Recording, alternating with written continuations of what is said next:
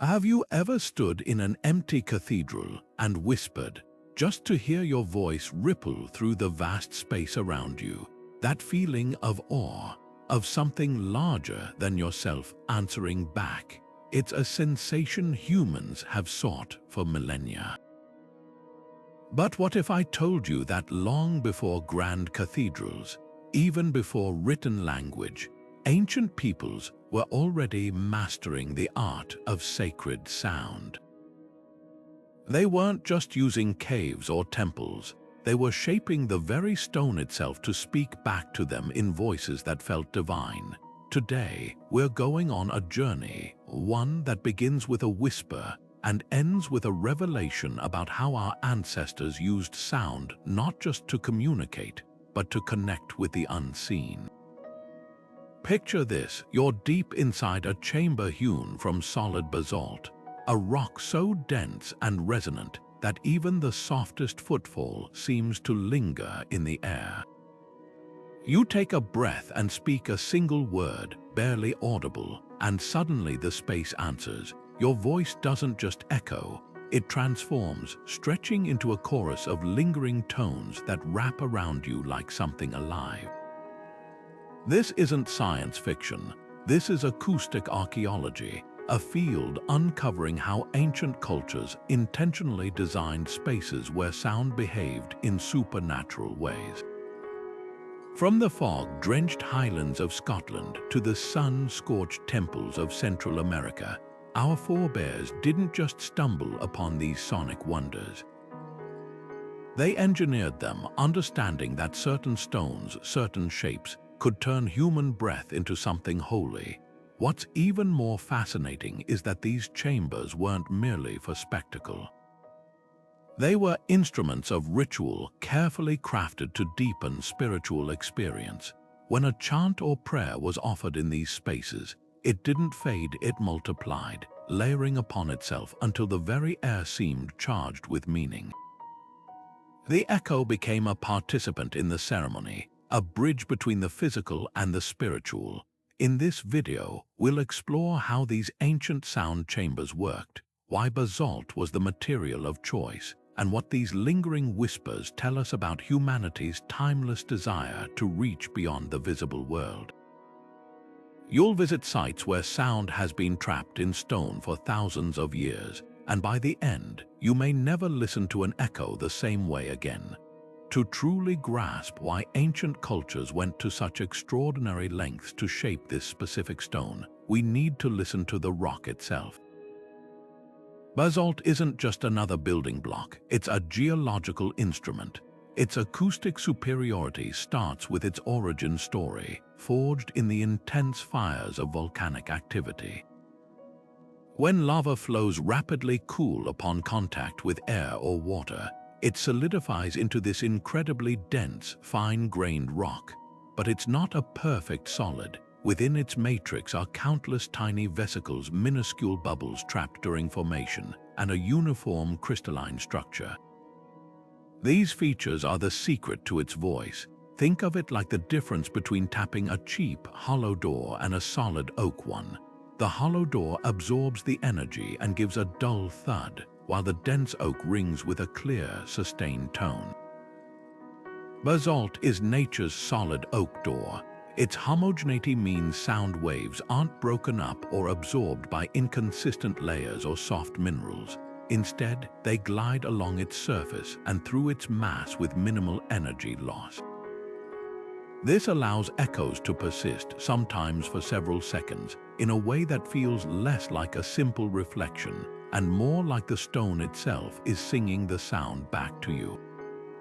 This leads to a fascinating acoustic phenomenon that modern scientists have only recently been able to quantify. While softer stones like sandstone or limestone soak up sonic energy like a sponge, basalt reflects nearly 90% of it. In an enclosed space, this creates a complex reverberation where a single handclap can bloom into a cascade of sound that lingers in the air. Even more intriguing is how those microscopic vesicles and mineral formations act as a natural diffuser. Instead of a sound wave bouncing back at you in one sharp, predictable packet, it gets scattered. It wraps around the chamber, arriving at your ears from multiple directions at slightly different times. This creates that immersive, all-encompassing sensation where you don't just hear an echo, you feel surrounded by it.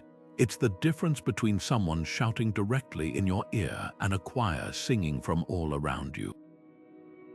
This scattering effect is what transforms a simple chant into a cosmic drone, making the individual feel as though they are no longer the sole source of the sound, but merely a participant in a conversation with the stone itself.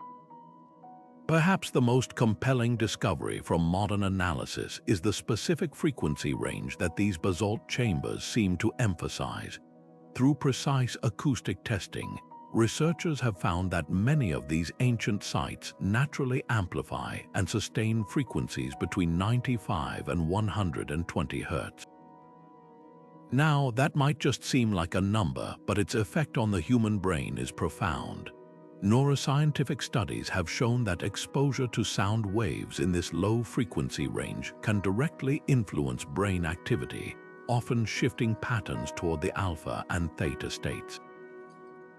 These are the brainwaves associated with deep relaxation, meditation, heightened creativity, and even trance. It's a physiological response, so when a shaman or a ritual participant stood in one of these chambers, chanting or drumming, they weren't just having a spiritual experience, they were quite literally engineering a shift in their own consciousness. The stone was an active component in the ritual, working in concert with the human voice to create an altered state of awareness. This wasn't magic, it was a masterful application of proto-scientific understanding. The ancient builders may not have had oscilloscopes or EEG machines, but through keen observation and generations of trial and error, they learned which stone could hold a prayer and which frequencies could open a mind. This profound knowledge of their material's inherent power is what separates simple construction from true acoustic architecture. Armed with this knowledge of the material itself, we can now step back and truly appreciate the architectural genius that shaped it. These ancient engineers didn't just find resonant rock, they sculpted it with a breathtaking understanding of form and function. Their designs reveal principles that modern acoustic science is only now fully decoding. It all began with celestial alignment. Before a single stone was set, these master builders used precise observational astronomy to orient their chambers.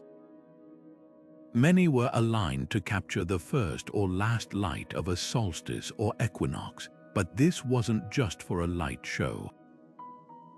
These specific solar and lunar events were deeply tied to ritual timing, and by orienting the entrance or a specific channel to these celestial moments, they were also harnessing specific atmospheric conditions, times when air density and temperature could subtly alter sound propagation, making the chamber's acoustic properties even more potent during the most important ceremonies.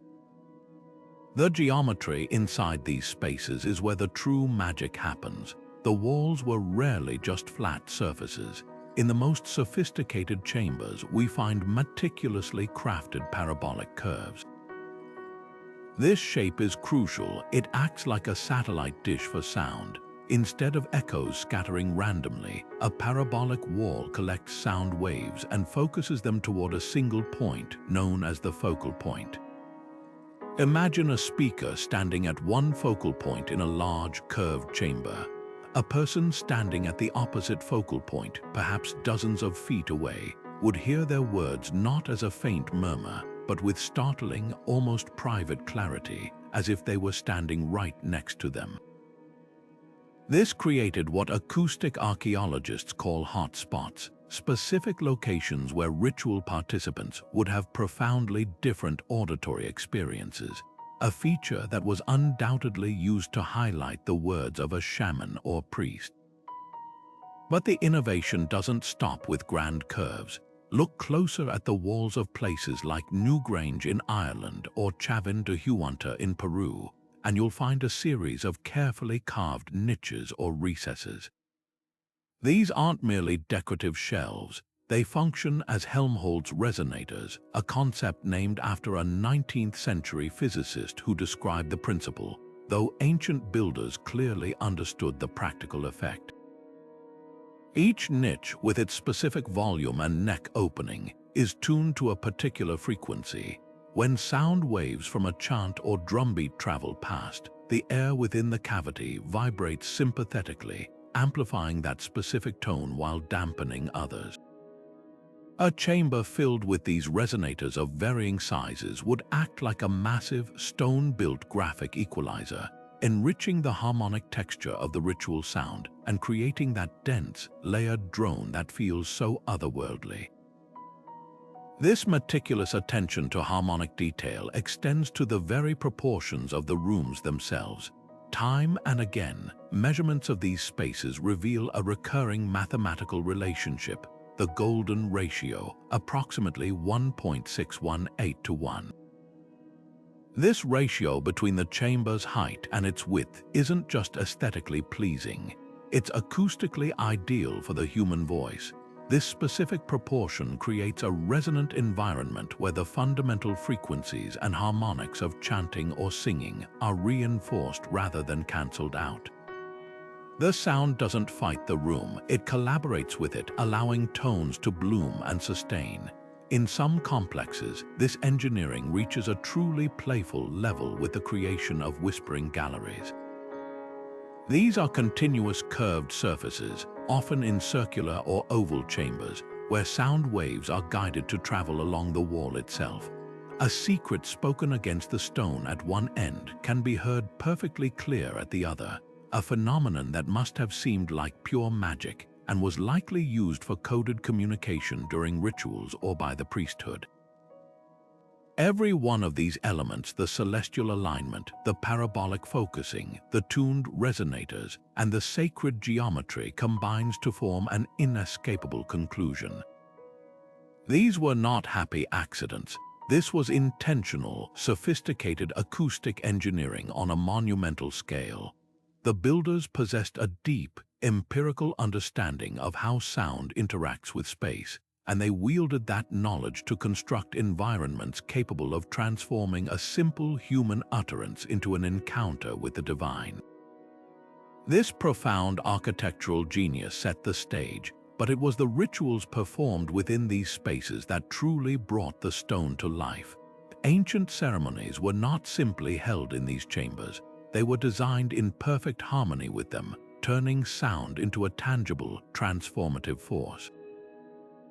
The human voice was the primary instrument, and practitioners developed specific vocal techniques to unlock the power of the room. Instead of speaking or singing in a normal conversational tone, they employed sustained, resonant chanting at very specific low frequencies. Modern acoustic analysis at sites like the Hypogeum of Hal Saflieni in Malta and the Oracle Chamber in Peru has pinpointed a remarkably consistent sweet spot between 110 and 116 Hz. When a voice hits this frequency range within a basalt chamber, something extraordinary happens. The sound waves don't just bounce, they create a sympathetic vibration within the dense rock. This isn't merely an auditory phenomenon, it's a physical one. Participants would feel a deep, subsonic hum resonating through their bodies, a palpable vibration that seemed to come from everywhere at once. In a world without scientific explanations for such sensations, this could only be interpreted as the very presence of a deity or ancestor, the stone itself thrumming with spiritual energy. The architecture ensured these vibrations didn't vanish quickly, with reverberation times lasting 2, 3, or even 4 seconds. Each new chant would begin before the previous one had faded. This created a cascading, layered effect where the fundamental tone was joined by a rich tapestry of harmonic overtones. These are higher-pitched tones that are mathematically related to the main note, and they naturally occur in any sustained vocal sound. In an ordinary room, we barely notice them, But in these engineered spaces, the lingering reverberation allowed these harmonics to amplify and weave together, creating a dense, shimmering sonic texture that felt entirely separate from the individual who started it. This complex drone is a well-documented driver of altered states of consciousness. The brain, working to process this overwhelming and persistent sensory input, can enter a trance state characterized by heightened suggestibility, vivid mental imagery, and a diminished sense of self. The ceremony was effectively using acoustics to guide the entire group on a shared psychological journey. The ceremonial leaders possessed a masterful understanding of these effects, using them to enhance their spiritual authority. By positioning themselves at the precise focal points of the parabolic walls, a shaman or priest could achieve incredible vocal effects without ever raising their voice. A whisper uttered from this sacred spot could be projected with crystal clarity to another focal point across the chamber, making it seem as though the walls themselves were speaking. Imagine the awe of witnessing a leader stand motionless while their voice appeared to emanate from a stone effigy across the room. This was not trickery but a sophisticated application of physics, used to create moments of profound revelation and power that solidified their role as an intermediary with the spirit world. These auditory experiences were never isolated. They were part of a meticulously curated multi-sensory environment designed for maximum psychological impact. The chambers were often in near total darkness or lit only by flickering torchlight, which would amplify the disorienting and immersive effect of the sound. The air would be thick with the smell of burnt offerings or incense.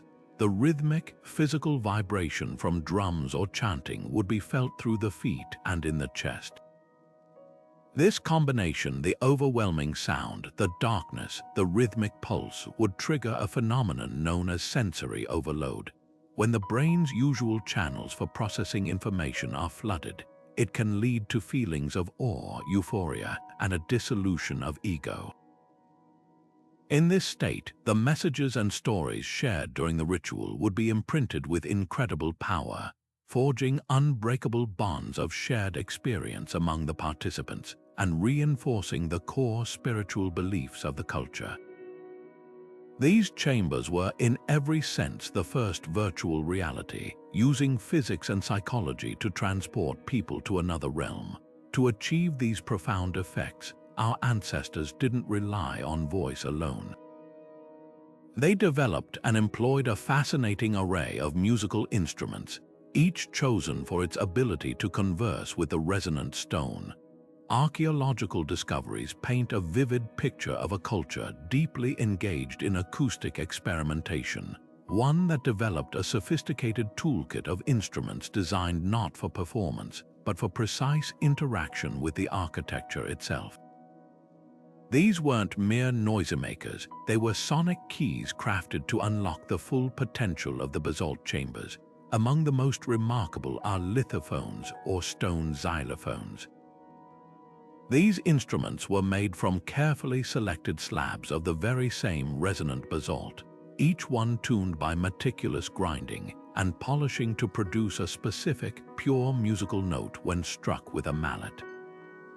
Finding a set of these stones is like uncovering a permanent, unbreakable musical scale built from the bones of the earth. A player wouldn't just be making music, they would be compelling the chamber to join in, their strikes triggering sympathetic vibrations that would ripple through the walls and floor, turning the entire space into a colossal amplifier. For lower, more droning frequencies, many cultures turn to the bullroarer. This deceptively simple instrument, a flat, oval slab of wood or stone attached to a cord, becomes something terrifyingly powerful when spun in a confined, resonant space. Whirled through the air, it creates a deep, pulsating roar that fluctuates in pitch, a sound that feels entirely non-human. The chaotic, unpredictable Doppler effect of the sound waves would bounce off the parabolic walls in a disorienting whirl, creating an auditory vortex that could easily be interpreted as the voice of a powerful spirit or an approaching storm deity. This psychological disorientation was a key component in preparing the mind for spiritual revelation. The quest for the perfect low-frequency driver led to another ingenious invention: specialized ceramic drums. Unlike skin-headed drums used elsewhere, many found in these ritual complexes have a unique construction designed to project sound downward into the floor or to vibrate at a very specific, sustained frequency.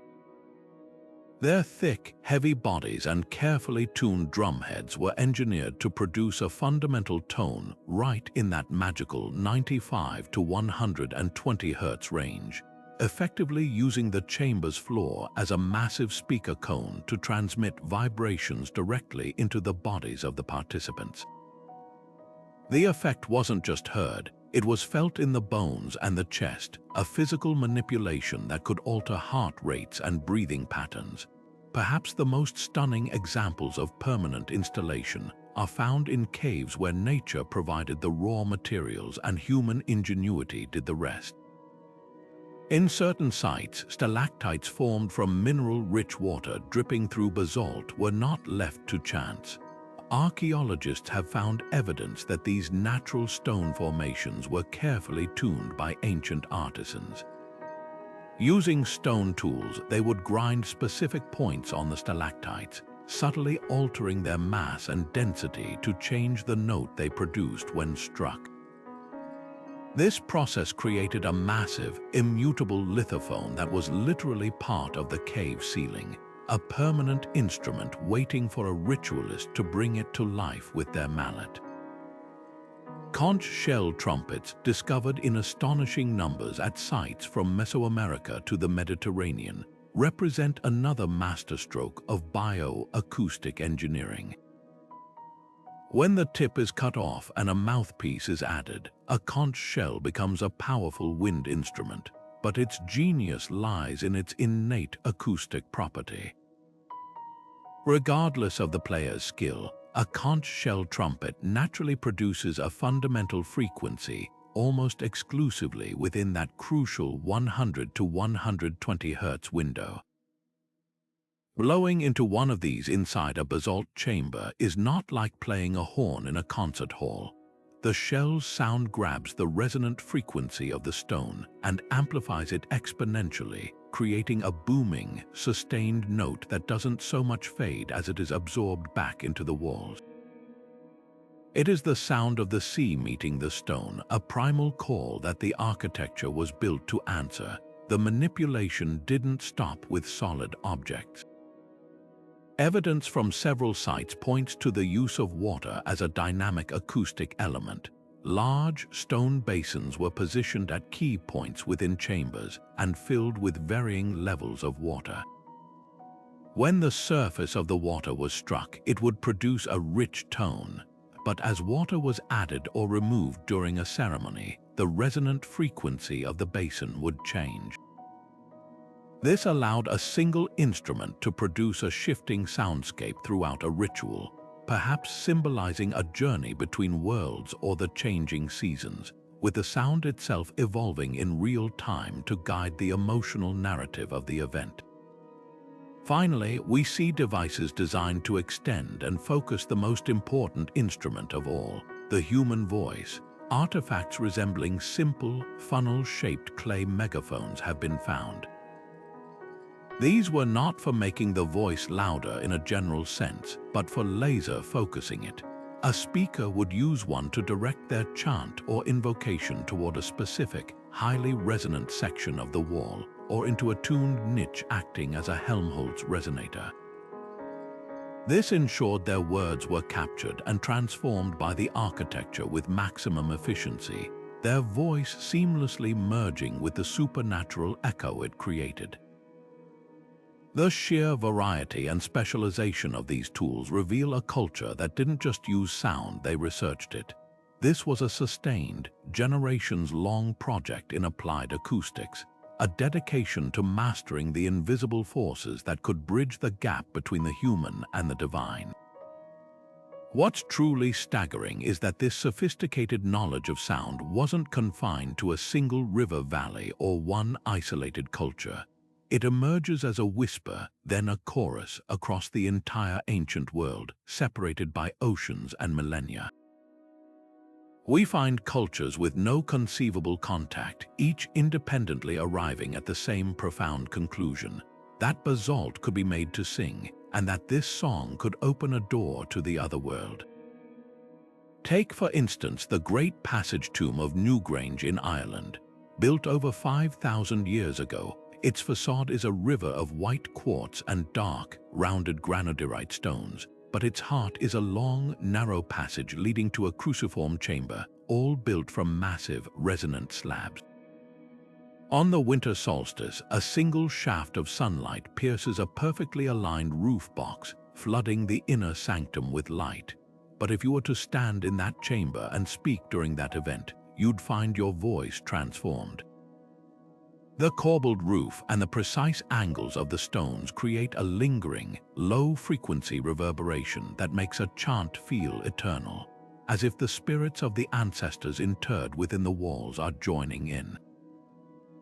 It's a masterpiece of aligning celestial light with sacred sound. Now, travel over 6,000 miles and nearly 2,000 years forward in time to Chavín de Huántar, high in the Peruvian Andes.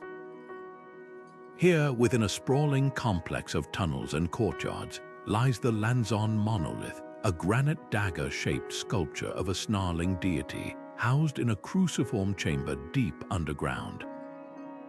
The parallels to Newgrange's design are frankly unnerving, but the acoustic engineering is even more precise. A network of narrow ducts and ventilation shafts doesn't just move air, it acts as a series of organ pipes.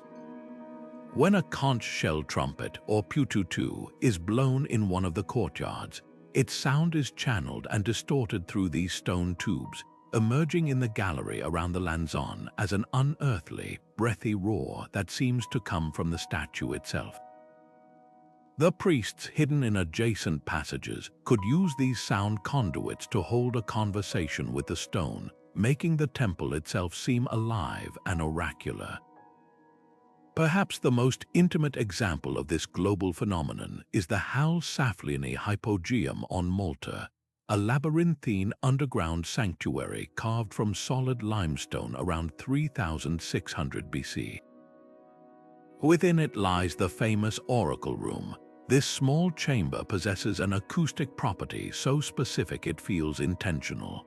A male voice speaking or chanting at a frequency of approximately 110 Hz causes the entire room to vibrate, creating a deep, bone-rattling resonance that is both heard and felt in the chest. It's a profoundly physical experience, yet just as remarkably, a female voice pitched higher does not trigger this effect in the same way. Instead, its echoes seem to travel more clearly into adjacent chambers. This suggests a possible ritual division where different vocal roles were assigned to different genders, each using their natural vocal range to activate specific parts of the sacred complex, a breathtakingly nuanced understanding of acoustic interaction. Meanwhile, on a windswept hill in Turkey, the world's oldest known temple complex, Göbekli Tepe, presents another puzzle. Its massive T-shaped basalt pillars, arranged in great circles, are covered in intricate carvings of animals. But their arrangement isn't just symbolic, it's functional. Archaeoacoustic studies have shown that the specific placement of these pillars creates complex standing wave patterns. The rhythm of a drumbeat wouldn't just echo here. It would be shaped and amplified, with certain frequencies bouncing between the pillars to create a pulsating, rhythmic intensity in specific spots, perhaps corresponding to the carvings of different animals. It's as if the architecture was designed to turn a simple rhythm into a sonic map, guiding participants through a ritual journey. Even the seemingly open airball courts of Mesoamerica reveal this hidden acoustic layer. The massive parallel walls of these eye-shaped courts, often faced in basalt, are not merely boundaries for the game. they act as enormous acoustic mirrors. The impact of the heavy rubber ball, the shouts of the players, and the chants of the spectators would have created a chaotic echo chamber, but this wasn't random noise. Specific sounds, like a successful score or a ritual cry, would have been caught and focused by the precise angles of the walls, amplifying them for the entire crowd and marking them as moments of divine favor or intervention, turning an athletic contest into a high-stakes sonic ritual. From the carved channels in Neolithic Scottish tombs that make whispers appear to emanate from burial niches to the resonant standing stones of Carnac in France, the pattern is undeniable and profound. This wasn't a technology that was traded along ancient routes. This was a fundamental human discovery, a universal intuition that certain stones, when shaped with intention, could become partners in the quest for meaning. It speaks to a shared human sensitivity to our sonic environment, a deep-seated understanding that sound is not just a wave in the air, but a vibration that can alter consciousness and connect a community. They all found the same key because they were all trying to unlock the same door. Of all the ancient sites that whisper secrets of sound, none speak more clearly than Chavín de Huántar. Perched high in the Peruvian Andes, this 3,000-year-old temple complex is the undisputed masterpiece of prehistoric acoustic engineering. It's a place where the very stone feels alive, designed not just to amplify sound, but to transform it into something utterly supernatural. The heart of this sonic labyrinth is the oracle chamber, a dark, cruciform room deep within the temple's core, and at its center stands the lanzon, a 15-foot-tall blade of carved granite depicting a fearsome deity with snarling fangs and clawed hands. This isn't a passive idol. It is the central component in an intricate audio system. When a ritual participant stood before it and chanted at the correct low frequency, around 110 Hz, something incredible happened. The dense granite of the monolith itself would begin to vibrate in sympathy. This phenomenon, known as resonant frequency, meant the massive statue didn't just reflect the sound. It absorbed the energy and began to hum, creating a palpable, physical vibration that made it seem as if the stone figure was answering the call, its voice emerging from the very rock beneath your feet. But the genius of Chavín's design extends far beyond this one chamber.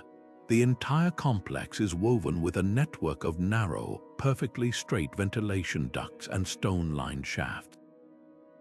For decades, archaeologists assumed these were simply for airflow. It was only when they started to listen that they understood their true purpose.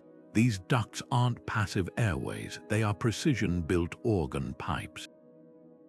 A researcher standing in the circular plaza outside the temple and blowing a conch shell trumpet, or pututu, made a startling discovery. The sound didn't just fade into the open air. It was captured and funneled into these stone tubes. As the sound waves traveled through the dark, constrained passages, their character changed. The clear, booming note of the shell at the entrance would emerge in the galleries deep inside as a distorted, breathy, and unearthly roar. This wasn't an echo. It was a form of ancient audio filtering, a way to make a human-made sound appear completely alien and divine by the time it reached the ears of those waiting in the inner sanctum. The architects of Chavín even engineered the acoustics to change with the seasons, integrating the flow of water directly into their sonic palette. They constructed intricate canals that channeled water from the nearby Mosna River right through the temple's foundations. During the rainy season, these canals would be full, and the sound of rushing water would fill the underground passages, adding a constant, roaring drone to the ritual soundscape. This ambient noise would mask certain frequencies while amplifying others, creating a chaotic, overwhelming auditory environment perfect for ceremonies invoking powerful, untamable forces. In the dry season, with the canals silent, the acoustics would become much sharper and clearer. A whisper could carry further, and the precise frequencies of chants and instruments would ring with pure, sustained tones, suitable for more contemplative or divinatory rites. The temple itself had two voices, a thunderous wet season persona and a crystalline dry season one. Perhaps the most sophisticated trick employed at Chavín is its bidirectional acoustic system, a feature that truly messes with the perception of reality. From the outer courtyards, a person could speak in a normal voice and be heard with perfect clarity by someone listening at a specific spot deep within the labyrinthine interior. This created the illusion that the priests hidden inside had supernatural hearing, that they were omnipotent and all-knowing. However, the reverse journey for sound was deliberately different. A noise made outside the temple, when heard from the inside, would arrive distorted, muffled, and mysterious. The joyful shouts of a crowd or the anxious murmurs of supplicants in the plaza would be transformed into a ghostly, indistinct babble for the oracle or shaman listening within. This acoustic one-way mirror granted the priesthood a powerful psychological advantage, allowing them to monitor the outside world while remaining shrouded in a veil of sonic mystery themselves.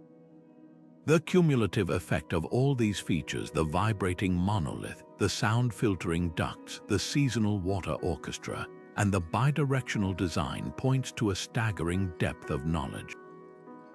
This wasn't the work of a single shaman's intuition. It represents generations, perhaps centuries, of meticulous observation, experimentation, and refinement in the science of sacred sound. So how did ancient practitioners, without modern tools or scientific terminology, manage to consistently engineer these profound psychological effects? The answer lies in a form of deep, empirical observation that spanned generations. They became master listeners and meticulous experimenters. Imagine the process of selecting the perfect stone. A builder wouldn't just look for a rock that was strong. They would tap it, listening for the clarity of the ring and the length of its sustain. They would press their cheek against its cool surface as someone else struck it, feeling for the vibration that traveled through the stone and into their bones. This tactile, auditory testing was their oscilloscope. Through trial and error, they learned that basalt, with its dense, homogeneous structure, consistently sang better than sandstone or limestone, which offered only a dull thud.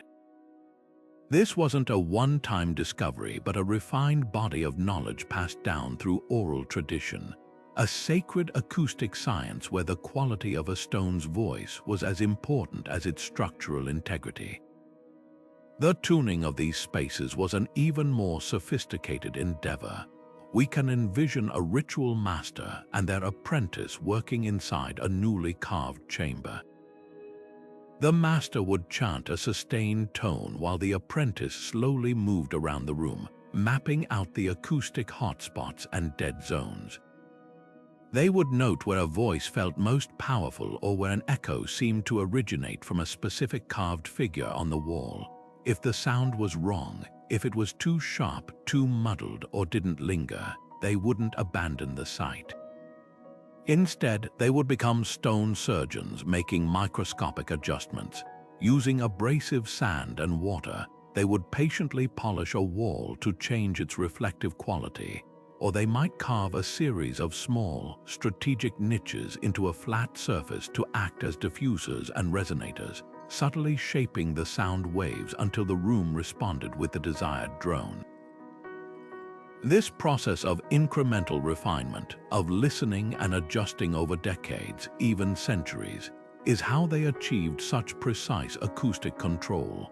They were effectively using their own nervous systems as calibration tools, guided by the clear physical and psychological feedback the space provided. This generational knowledge extended to the rituals themselves. They developed a sophisticated understanding of vocal technique, learning that a low, guttural chant from the diaphragm activated the chamber in a way a high-pitched shout simply could not. They discovered the perfect tempo, a rhythm slow enough to allow each note to fully bloom in the reverberant space before the next one began. creating that overlapping, cascading effect that is so key to auditory driving and trance induction.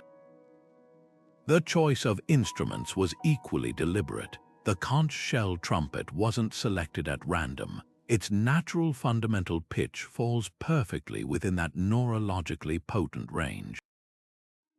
The bullroarer, with its chaotic, fluctuating roar, was understood to be a tool for disorientation and sensory overload.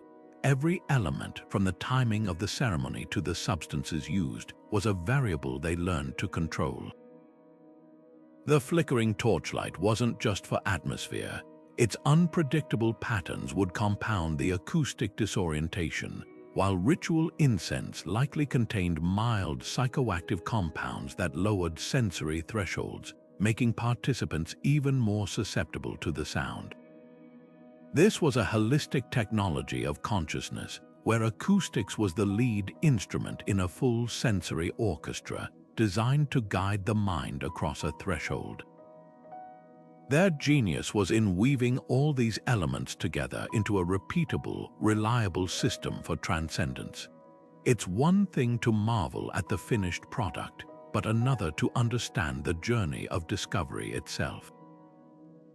How did these ancient cultures without oscilloscopes or audio software first stumble upon these profound acoustic principles? The initial spark was almost certainly a gift from nature. We must picture our earliest ancestors seeking shelter within the vast tubular caverns formed by ancient lava flows, natural tunnels of pure basalt. During a violent thunderstorm, the booming cracks of lightning would not just be heard overhead.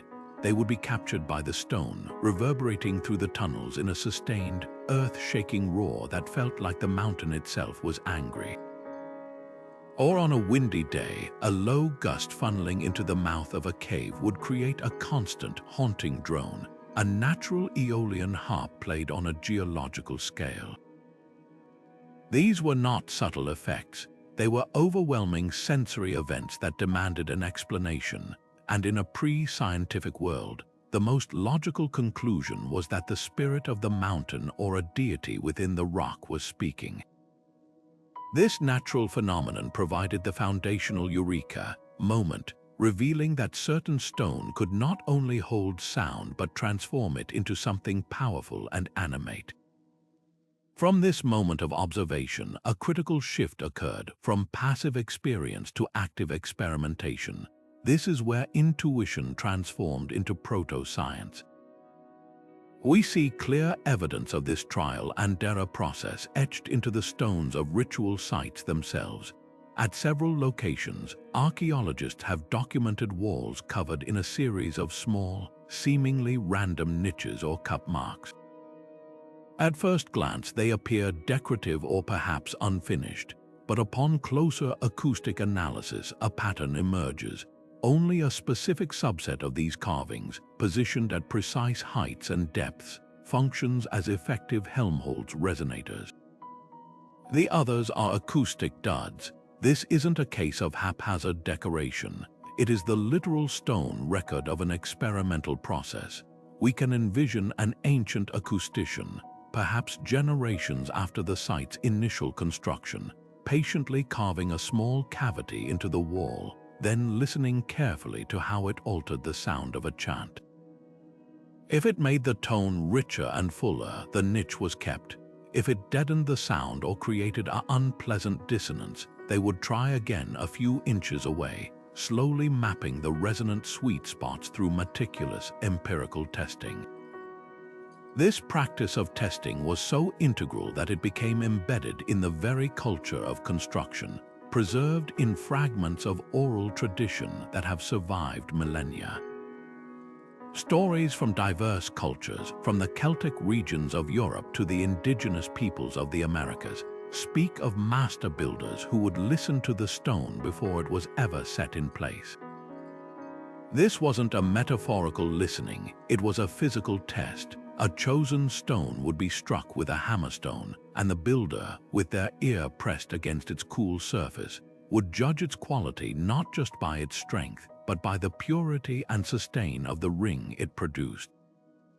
A stone that sang clearly was chosen for a key position, perhaps near an altar or at a focal point. A stone that responded with a dull thud was relegated to foundation work or outer walls. This selective process ensured that the most resonant materials were used where their acoustic properties would have the greatest ritual impact, turning the entire construction process into a form of quality control for sound. The most fascinating evidence of this codified knowledge are the acoustic markers found at sites like Newgrange and Chavín. These are not grand carvings meant for public display. They are subtle, almost hidden signs, a single spiral pecked into a stone at a specific spot on the floor, a faint painted line on a wall, or a unique pattern of scratches above a doorway. For decades, these were dismissed as graffiti or unimportant markings, but when researchers began to test the acoustics of these spaces, they made a stunning correlation. The spot marked by the spiral on the floor was the exact location where a spoken word would be amplified and focused directly toward the central burial chamber. The painted line on the wall aligned perfectly with the path a sound wave would travel to create a clear whispering gallery effect. These weren't doodles, they were permanent instructions, a user manual carved in stone for the priesthood. They indicate precisely where a ritual participant should stand to achieve the desired auditory phenomenon, ensuring the acoustic effects could be reliably reproduced ceremony after ceremony, generation after generation. This painstaking development was not the work of a single enlightened individual. It was the product of organized, sustained research programs that operated much like specialist guilds. The knowledge of how to tune a chamber, where to carve the resonating niches, and how to use the acoustic markers was likely considered sacred, even dangerous information. It would have been passed down orally from master to a select few apprentices under vows of secrecy. This protected the spiritual potency of the rituals and maintained the authority of the priestly class. The cumulative nature of this knowledge is what's most astounding. An improvement made by a master builder in one century, a newly discovered resonator shape, a better method for polishing walls, would become part of the standard toolkit for the next. Over hundreds of years, these incremental advances, these tiny acts of observation and refinement, snowballed into the breathtaking acoustic engineering we are only now rediscovering. This represents one of humanity's earliest and most methodical journeys into applied science, all in pursuit of answering the most ancient of questions: can a prayer be made tangible? Their answer, carved in resonant stone, was a definitive yes. Without oscilloscopes or digital audio workstations, how could these ancient architects possibly measure something as fleeting and invisible as sound? Their methods were a testament to human ingenuity, turning everyday materials into precision instruments. One of the most widespread techniques involved the use of water. Builders would place a series of identical ceramic vessels, each filled to a different level at strategic points within a chamber. When a sound was produced, a chant, a drum beat, a conch blast, they would carefully observe the surface of the water. The sound waves traveling through the air would disturb the liquid, creating distinct ripple patterns. The key measurement wasn't just the presence of ripples, but their persistence. The number of visible waves that continued to form after the sound had ceased gave them a direct visual measure of the reverberation time. A chamber that produced only a few faint ripples was too acoustically dead for their purposes. One that created a long, sustained series of waves indicated the kind of lingering, supernatural echo they sought to engineer. By moving these vessels around and testing different tones, they could literally map the acoustic hot and cold spots of a room, tuning its geometry until the water itself confirmed the sound was behaving correctly. For tuning instruments or calibrating a chamber to a specific pitch, they turned to the physics of the weighted string. By suspending a stone weight from a length of plant fiber or gut cord, they could create a simple monochord. They understood through meticulous experimentation that a heavier weight or a shorter string produced a higher pitched twang, while a lighter weight and a longer string created a deeper tone. These weren't just random notes. By standardizing the weights and lengths, they could establish a set of reference frequencies. A master builder could pluck a reference string tuned to, say, 110 Hz, and then have an apprentice chant inside the new chamber. By ear, they could compare the live voice against the pure tone of the string, listening to hear if the room amplified that specific frequency or dampened it. This allowed them to adjust the architecture, polishing a wall here, carving a niche there until the space resonated in perfect sympathy with their desired sacred tone. The very walls of some sites serve as a permanent record of their experimental process. At several locations, archaeologists have identified what they call test walls or resonance galleries. These are areas, often in unfinished tunnels or secondary chambers, covered in dozens of small, carved niches of varying depths and diameters. This wasn't decorative work. It was a laboratory. A builder would methodically carve a small cavity, then test the acoustic response of the room. If the sound improved, becoming richer and more sustained, they might carve a similar niche nearby but slightly larger. If the sound became muddled, they'd try a different shape or shallower depth. By comparing the sonic effect of cavity 1 against cavity 2, and so on, they could empirically determine the optimal size and shape for a Helmholtz resonator before ever committing it to a main ritual wall. Each niche represents a hypothesis tested and a result recorded directly into the stone. Perhaps the most ingenious method involved the use of animal biology.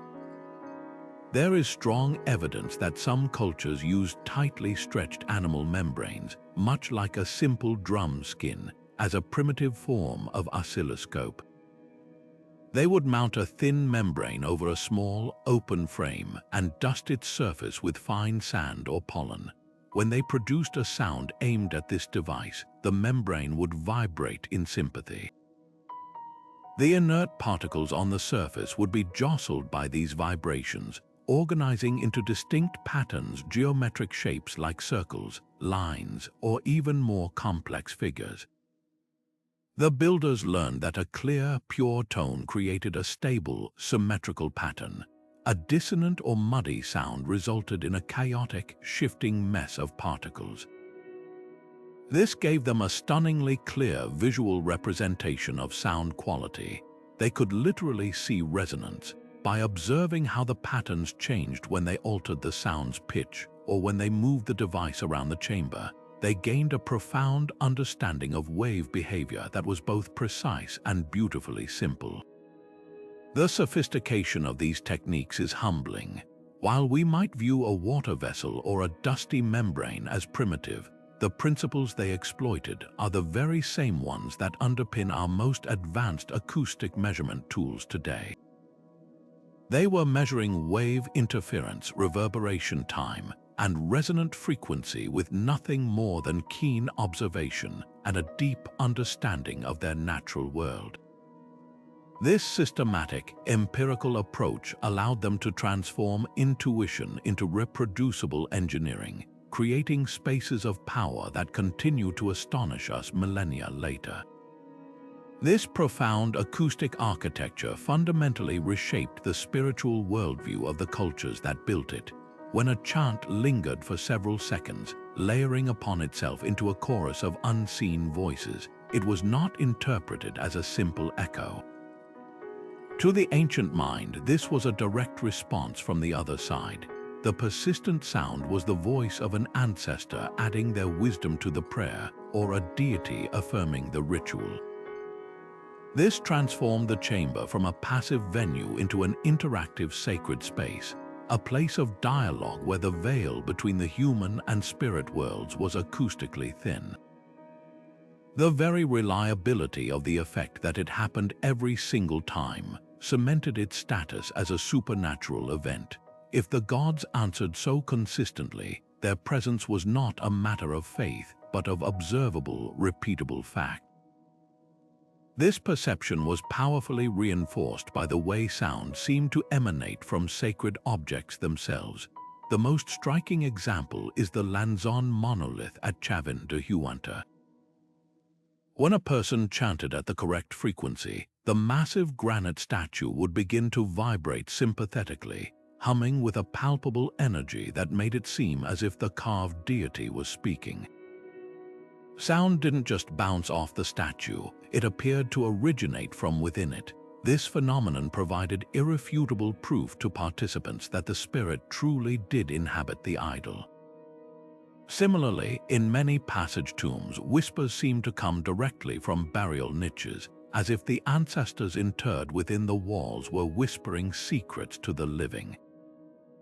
The architecture was designed to create these auditory illusions, making the intangible tangibly real and locating divine presence in specific, hallowed points within the chamber.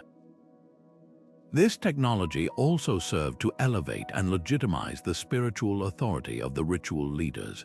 A priest or shaman, positioned at a precise acoustic focal point, could achieve astonishing effects without any apparent effort.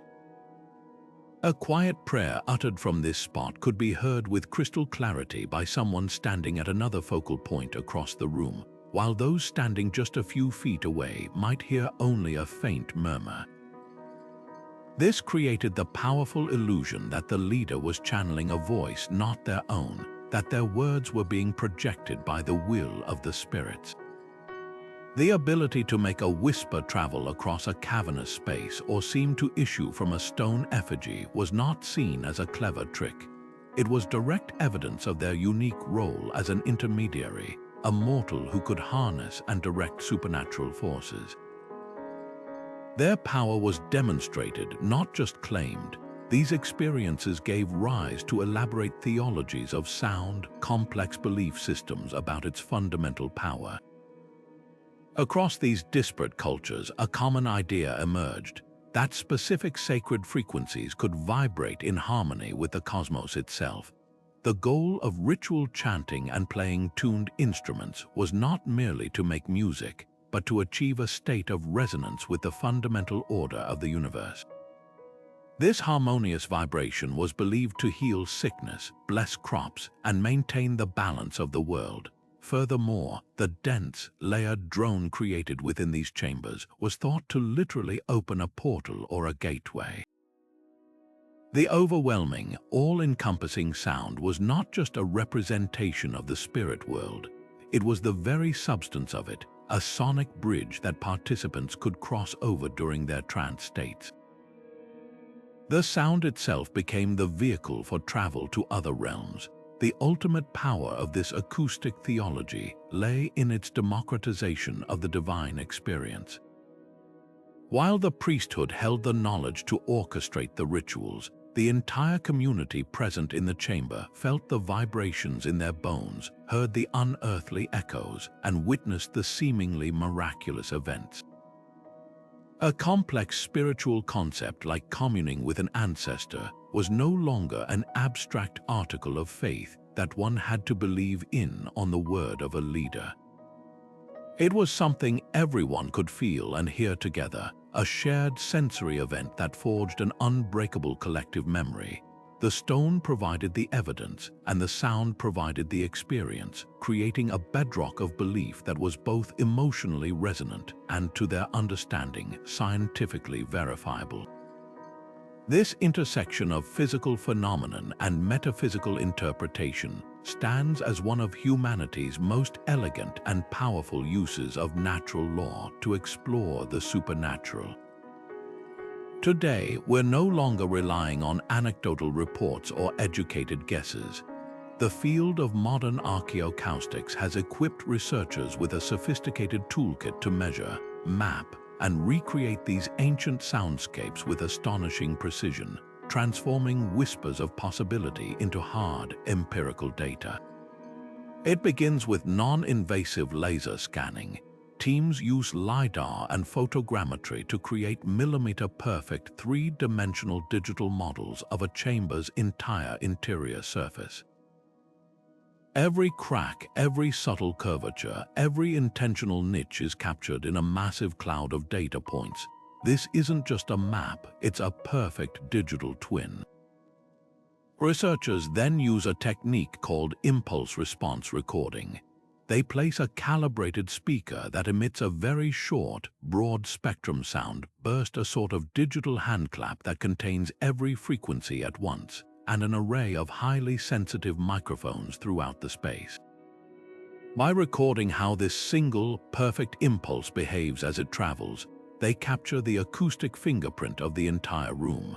They can then use computational acoustic modeling software to analyze this data, effectively allowing them to hear exactly how any sound, a chant, a drum, a conch shell, would have behaved in that space thousands of years ago, all from the safety of a laboratory. One of the most ingenious developments is the use of three-dimensional printed scale models. Using the data from those detailed laser scans, scientists can produce a perfectly scaled physical replica of a chamber, say, at 1/10 of its original size. There's a fascinating principle of acoustics at work here.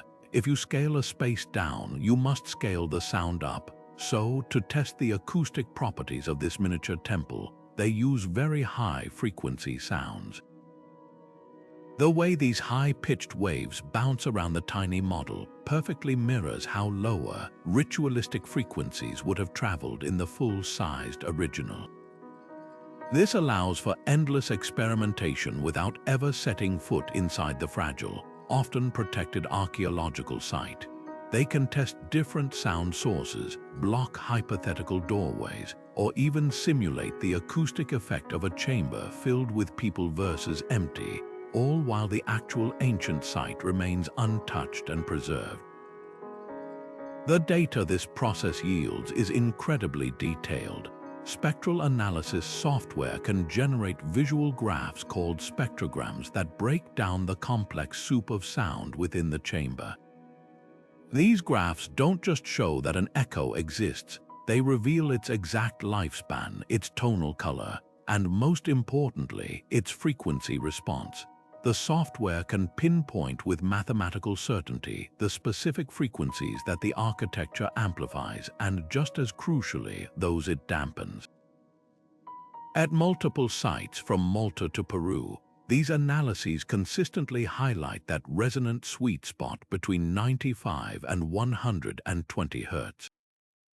This is the scientific smoking gun. When you see a massive spike on a graph at 110 Hz in a chamber designed for chanting, it moves the argument from "this might have had an interesting effect" to "this chamber was explicitly tuned to maximize this specific psychoacoustic phenomenon." This rigorous, data-driven approach allows for something truly revolutionary: comparative studies across vast distances and cultures. Researchers can now take the acoustic fingerprints of a 6,000-year-old tomb in Ireland and objectively compare them to the data from a 2,000-year-old temple in Turkey. And what they are finding is not a collection of unique oddities, but a recurring pattern of shared acoustic principles.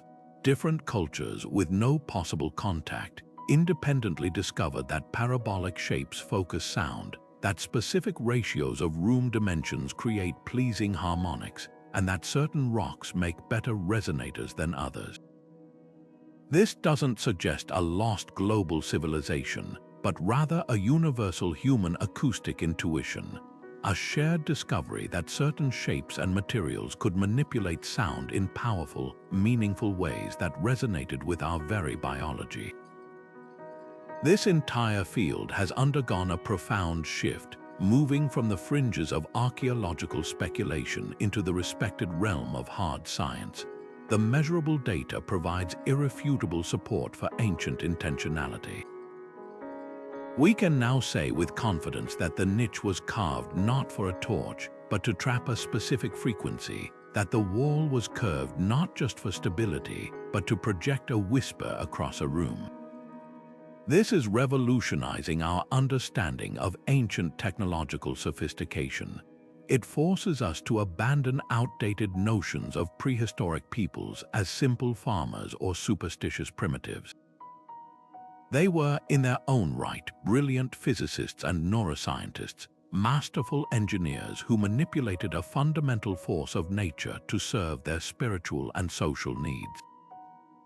In a very real sense, our most advanced software and scanning technology are not uncovering lost secrets so much as they are finally catching up to a profound knowledge that was encoded in stone millennia ago, allowing us to listen in on a conversation with the divine that has been echoing through the ages, waiting for us to develop the ears to hear it.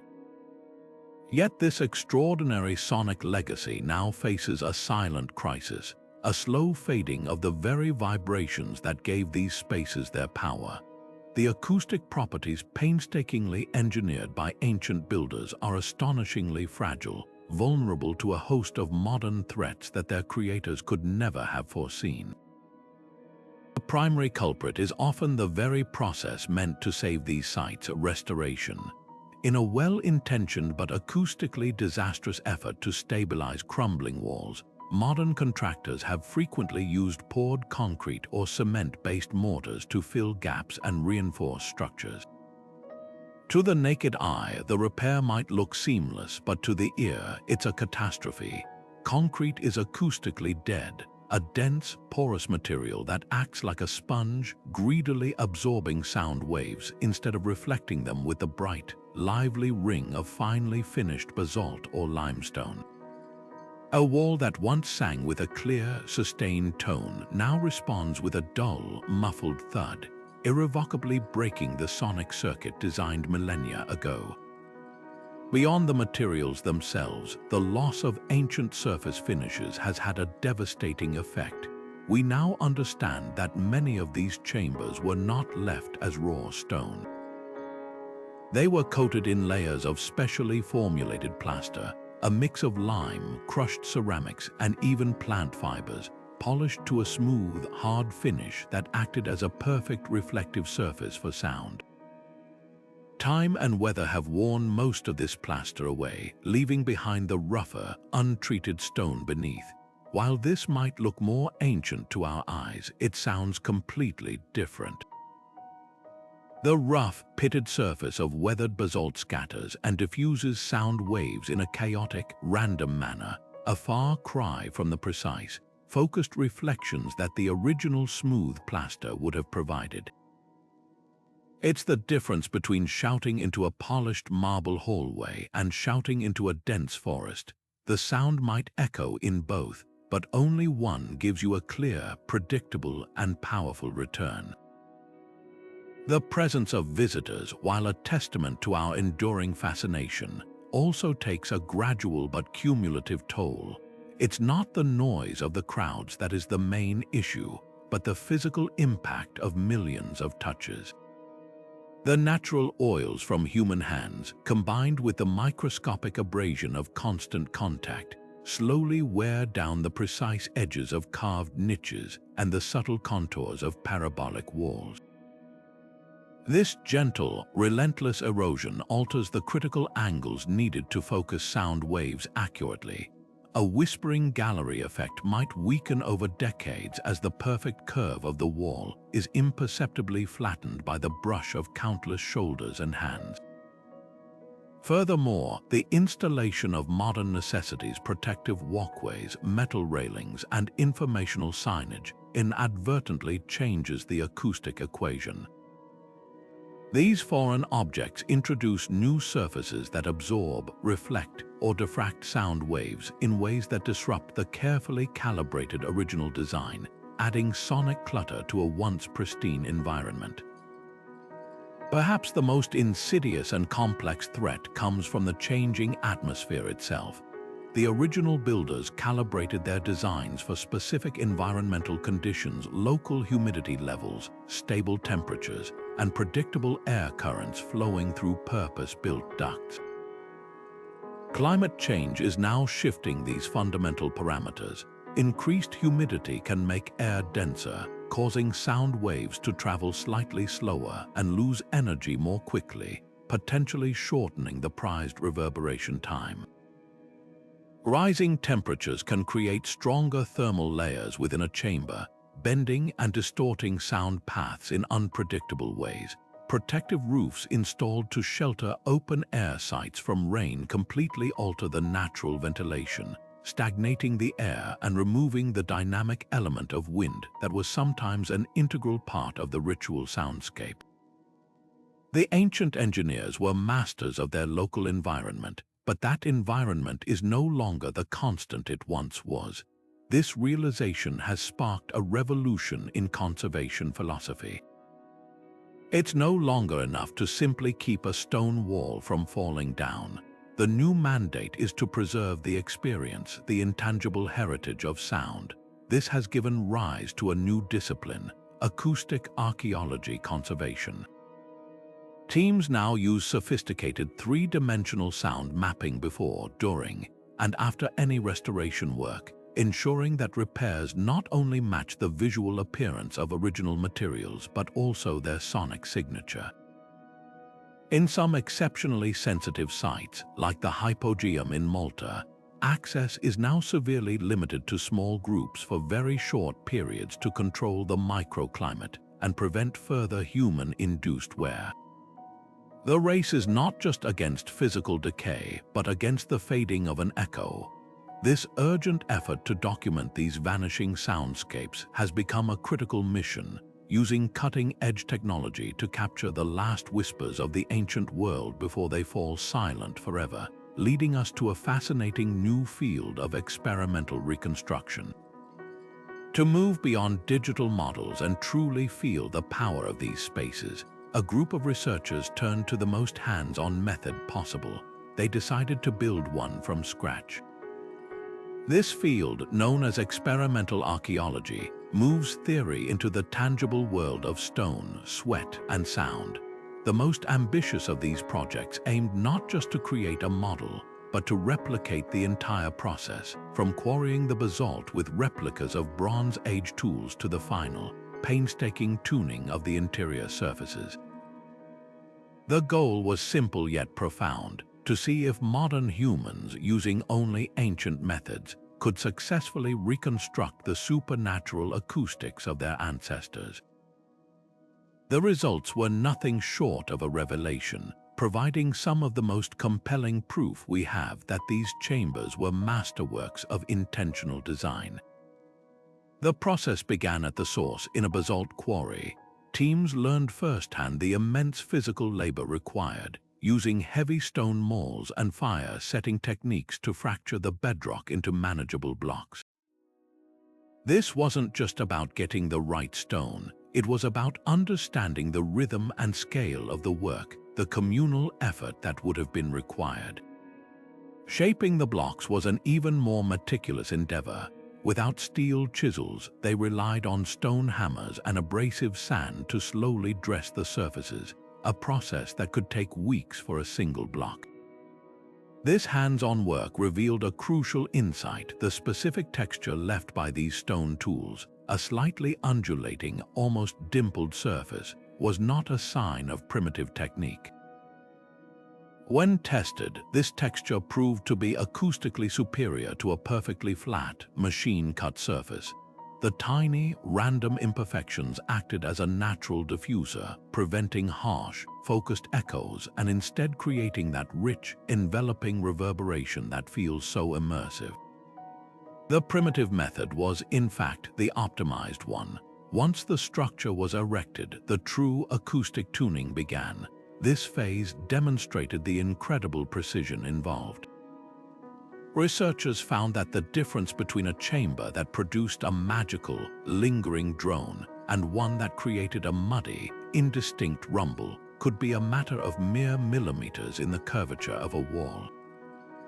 Using nothing but sandstone abrasives and water, they would spend weeks polishing a single wall section, constantly testing the sound with chants and instruments.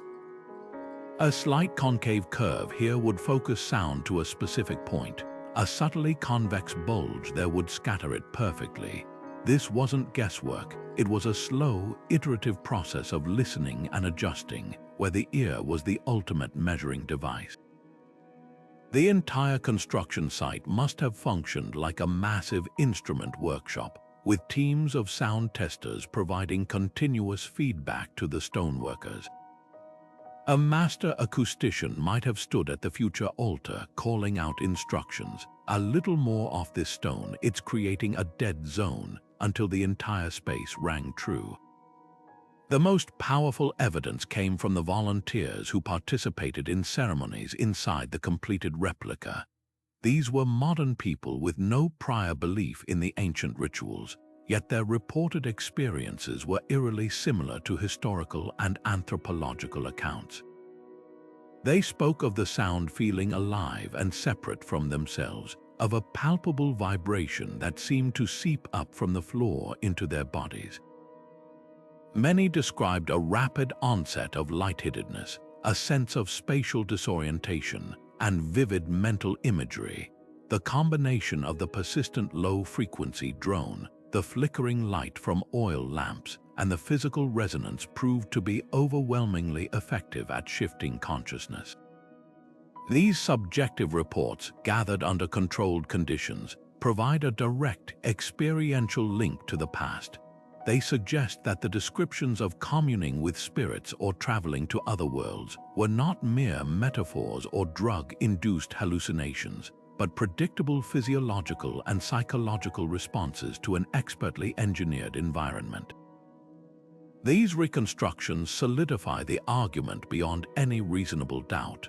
We are no longer looking at ancient ruins and simply theorizing that they might have interesting sound effects. We have now followed the blueprint, used the same materials and tools, and successfully recreated the phenomenon ourselves. The experiment has been run, and it works.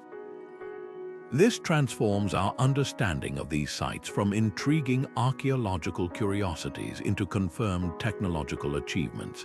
They stand as a testament to a forgotten science, a sophisticated understanding of psychoacoustics that was encoded not in scrolls, but in the very geometry of stone.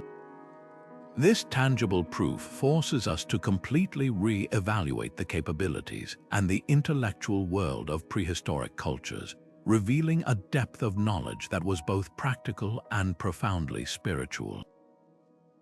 This mastery of sacred sound did far more than create awe-inspiring rituals.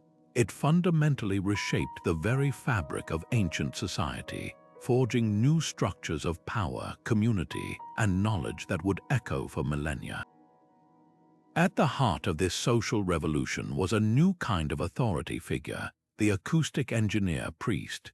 This individual or small group possessed what was arguably the most valuable and dangerous knowledge in the culture. They understood which stone sang and which was mute. They knew where to stand to make a whisper travel across a room. They could make a granite monolith hum with a seemingly divine voice.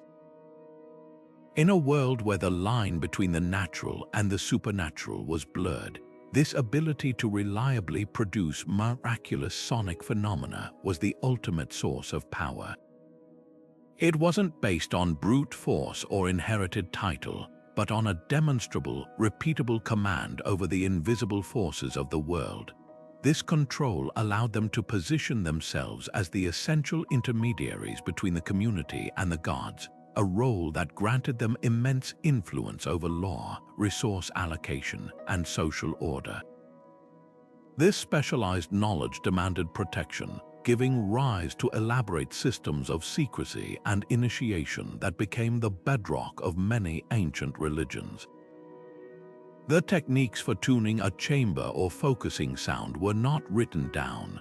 They were orally transmitted under strict vows of silence from a master to a carefully chosen apprentice, often over decades of training. This created a powerful intellectual hierarchy. The inner circle guarded the core acoustic principles, while outer tiers of the priesthood might only know specific chants or ritual movements, never understanding the physics behind the miracles they facilitated. The need to physically conceal this technology might even explain the development of labyrinthine underground complexes like the Hypogeum or the maze of tunnels at Chavín de Huántar. These were not just symbolic journeys to the underworld, they were practical security systems designed to confuse the uninitiated and protect the central, most acoustically potent sanctuaries from those not privy to their secrets. The most sophisticated of these acoustic centers inevitably became magnetic hubs for entire regions, evolving from local shrines into major pilgrimage destinations. Word would spread across trade routes of a temple where the walls themselves spoke, where a stone idol could answer your prayer, or where you could feel the voice of the earth vibrate through your bones. This drew a constant flow of pilgrims seeking healing, divination, or simply a direct experience of the divine. This influx transformed local economies. A humble village surrounding a site like Newgrange or Chavín would have exploded into a bustling service economy supporting the travelers, providing food, lodging, and ritual offerings. The wealth generated from such pilgrimage would have been immense, funneling resources back to the priestly class and funding ever more ambitious architectural projects. The acoustic marvel was the engine of a sophisticated religious tourism industry, creating a feedback loop where spiritual fame bred economic prosperity, which in turn funded the construction of even more impressive sonic wonders. The sheer scale of these projects forces us to completely re-evaluate the priorities of these ancient cultures. The construction of a major passage tomb or temple complex represented an enormous investment of communal effort. It required quarrying and transporting multi-ton stones without the wheel or draft animals, feeding and housing a large workforce for years, and the meticulous, skilled labor of master artisans. For a society often perceived as living on the brink of subsistence, this meant that acoustic engineering was prioritized on par with food security and defense. The community was willing to divert massive resources away from immediate, practical needs to build these permanent instruments of transcendence. This suggests that the perceived benefits, divine favor, social cohesion, healing, and cosmic order guaranteed by the rituals within were considered absolutely essential to their survival and identity. It was a calculated investment in spiritual and social infrastructure deemed vital for the well-being of all. This new acoustic dimension demands a dramatic recontextualization of ancient power structures. For a long time, the authority of priest-kings was explained through a lens of either cynical manipulation tricking gullible populations with simple illusions, or through a vague appeal to superstition. The evidence of intentional acoustic engineering reveals a far more complex and intellectually respectable reality. Their power was not based on superstition, but on a highly sophisticated, empirical science of sound and its effect on human consciousness. It was a power derived from a genuine, hard-won understanding of the natural world, applied to profound psychological effect. They were not merely conjurers of cheap tricks, they were the keepers of a potent technology that could reliably produce transformative experiences, solidifying their leadership through a demonstrated command of reality itself. This revelation recasts these societies not as primitive cults but as knowledge-based civilizations where the mastery of a natural philosophy, the physics of vibration, was the true source of authority and social evolution. Yet for all the brilliance we can now measure and replicate, these ancient sonic sanctuaries guard their deepest secrets closely, presenting us with a series of profound and humbling mysteries.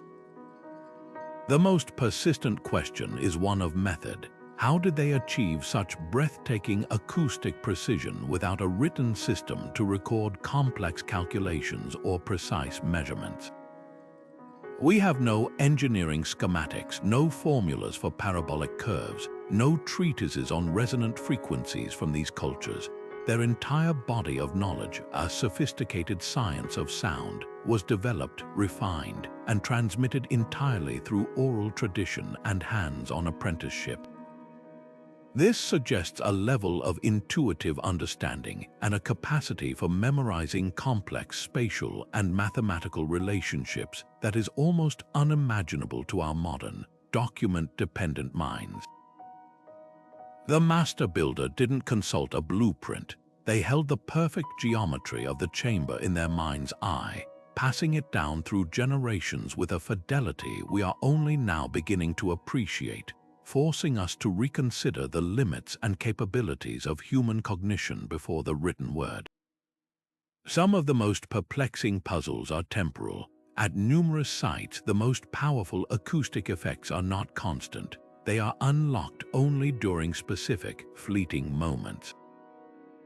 A whispering gallery might function with perfect clarity only on the morning of the summer solstice, when the angle of the sun warms the air in a particular way. A chamber designed to produce a bone-rattling drone might only achieve its full potential during the humid, rain-soaked weeks of the monsoon season, when the saturated air carries sound differently. To our modern perspective, this looks like an engineering flaw, a design dependent on unpredictable environmental variables. But what if this impermanence was the entire point? Perhaps these were not flaws but exquisite, intentional features. These brief windows of acoustic perfection would have transformed the ritual calendar, marking certain days or seasons as moments of supreme spiritual potency. The architecture didn't just create a miracle, it scheduled it, building a celestial and climatic clock into the very stone, making the divine accessible only to those who knew the precise time to listen. Then there are the frequencies that seem to exist just beyond the edges of our perception. Sophisticated analysis at several sites has revealed architectural features, specific cavity dimensions, tube lengths, and chamber proportions that appear tuned to frequencies outside the standard range of human hearing, either very low infrasound or very high ultrasound. This opens a Pandora's box of intriguing possibilities.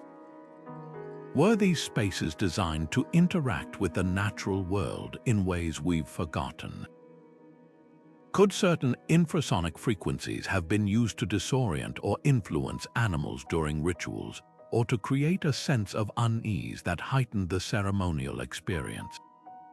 Or does this point to a more esoteric intention that the builders were targeting the auditory range of spirits or deities, frequencies they believed were the true language of the unseen world? It's a stark reminder that we are analyzing their work through the filter of our own sensory limitations and scientific paradigms, potentially missing a whole layer of their intended design. The mathematical coherence of these sites presents another formidable challenge to conventional historical timelines. The recurring presence of the golden ratio and other complex geometric principles in structures dating back 6,000 years or more suggests a formal understanding of advanced mathematics that significantly predates the civilizations traditionally credited with these discoveries. This forces a difficult question. Is our conventional dating of these mathematical concepts simply wrong, and they were discovered far earlier than we think? Or does it indicate that this knowledge arose independently in multiple isolated cultures, driven by a universal human fascination with harmonic proportion and its connection to the sacred? Both possibilities are revolutionary, suggesting that the timeline of human intellectual achievement needs to be redrawn, placing the roots of advanced mathematics not in early cities, but in the dark, resonant chambers of prehistoric ritual sites. Perhaps the most mind-bending mystery of all emerges when we widen our lens to a cosmic scale. Some researchers have noted that the fundamental resonant frequencies engineered into these chambers, particularly that potent range around 110 Hz, bears a startling similarity to the Schumann resonances. the natural, extremely low-frequency electromagnetic waves that are generated and excited by lightning discharges in the cavity between the Earth's surface and the ionosphere. Often called the heartbeat of the planet, these frequencies are a constant background hum to all life on Earth. Is it possible that the ancient builders, through millennia of deep listening and attunement to their environment, somehow sensed this planetary vibration and sought to replicate it or harmonize with it in their sacred architecture? The idea that they could intentionally design a stone chamber to resonate in sympathy with the Earth itself seems like the stuff of fantasy. Yet the acoustic evidence continues to point toward connections that defy simple coincidence, hinting at a lost science of planetary resonance. These unresolved questions do not diminish their accomplishments, they deepen our awe. Each mystery is a reminder that our understanding is still provisional, that we are still learning how to listen to the past. The true meaning of these spaces may not lie in the answers we can provide, but in the profound questions they continue to ask of us, challenging our assumptions about history, human capability, and our relationship with the invisible fabric of the world. This conversation with the ancients is not over. We are simply learning the grammar of their stone language, a dialogue that now compels us to consider the ethical dimensions of this rediscovery. This extraordinary power we've been exploring, the ability of ancient architecture to transform consciousness, isn't just a historical artifact. It's a living, breathing part of cultural heritage for many indigenous communities today. And that reality brings with it a profound responsibility for anyone who seeks to study or share these sonic secrets. We've moved from the realm of pure archaeology into a space where science must walk hand in hand with deep cultural respect. The question is no longer just can we document and replicate these acoustic wonders, but should we? And if so, how can we do it in a way that honors the people for whom this knowledge is sacred, not merely scientific? For numerous indigenous groups, the specific frequencies, the chants, and the very experience of these chambers are not open-source data to be published in a journal. They are considered sacred, restricted knowledge, often meant only for initiated members of the community, and only within the proper ceremonial context. To them, a full technical disclosure of how to make a stone monolith hum at 110 Hz might be analogous to publicly posting the exact liturgical rituals of a deeply private religion. It strips away the context, the meaning, and the protection that has surrounded this wisdom for generations. This creates a significant ethical dilemma for researchers.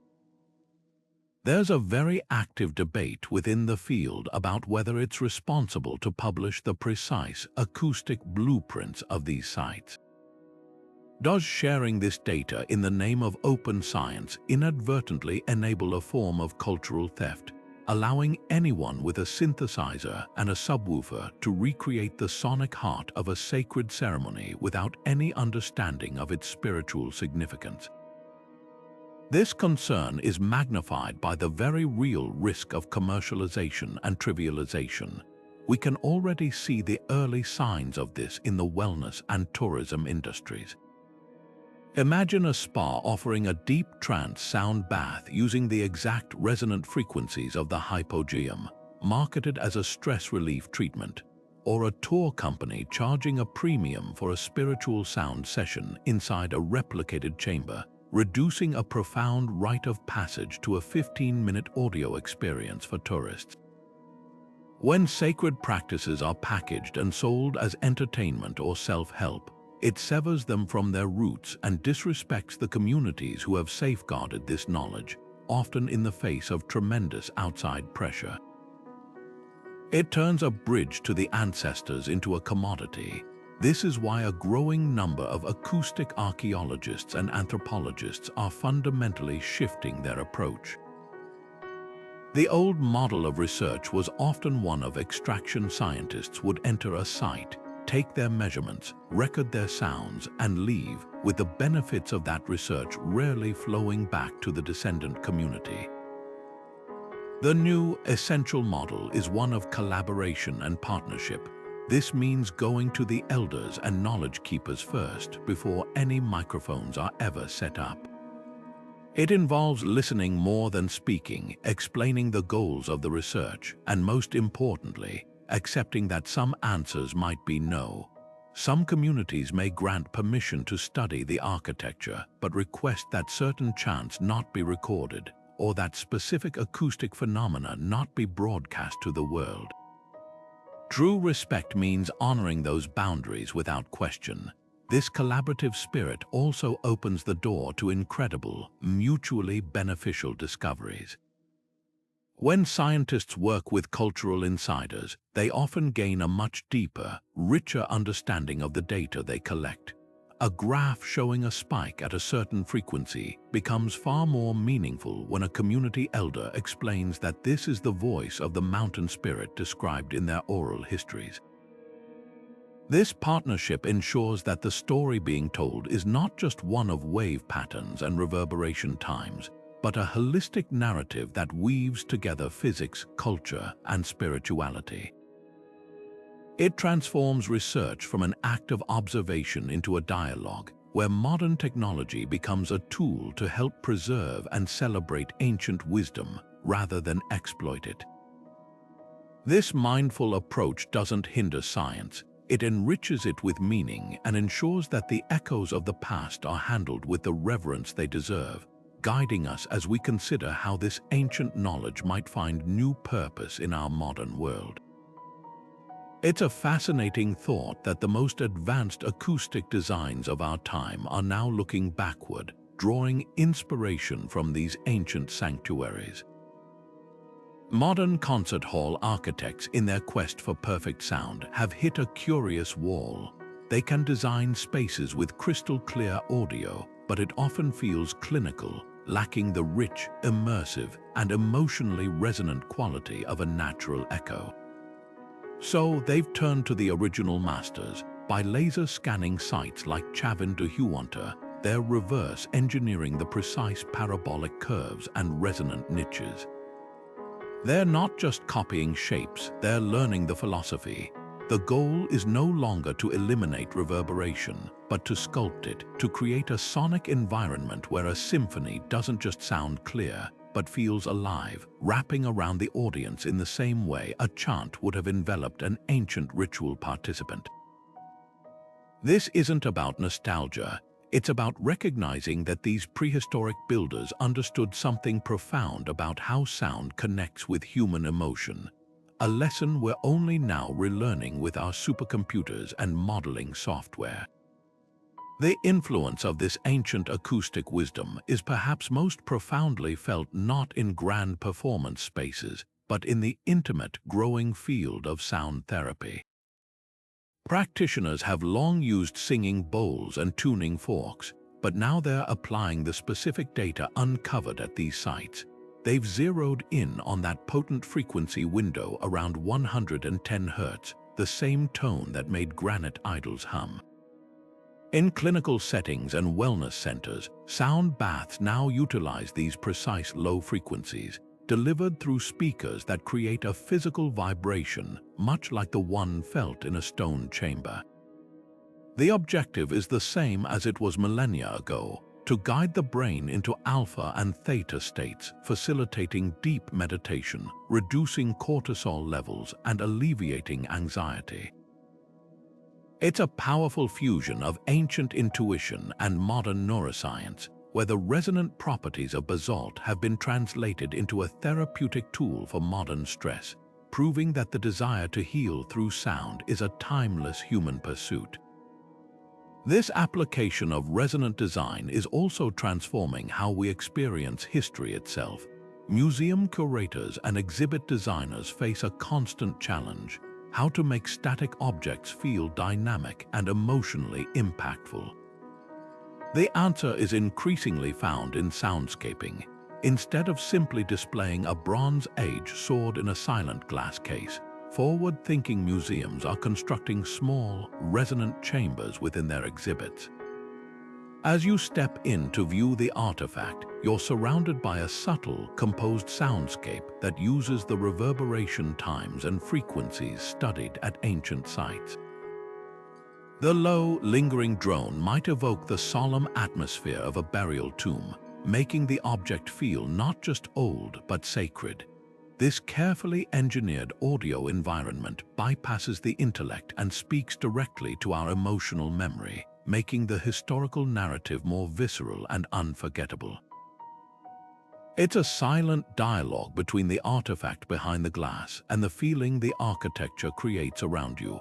The most complete resurrection of these ancient soundscapes is happening in the digital realm. Virtual and augmented reality developers have realized that visual realism is only half the battle for true immersion. To truly make someone feel they are standing in Newgrange on the winter solstice, you need the audio to be perfectly authentic. Using the impulse response data and three-dimensional models created by acoustic archaeologists, they can now code the exact acoustic fingerprint of these sites into their software. Put on a headset, and you don't just see a digital recreation of the oracle chamber, you hear it. Your own voice, captured by the microphone, is processed in real time to echo, linger, and transform exactly as it would within those ancient walls.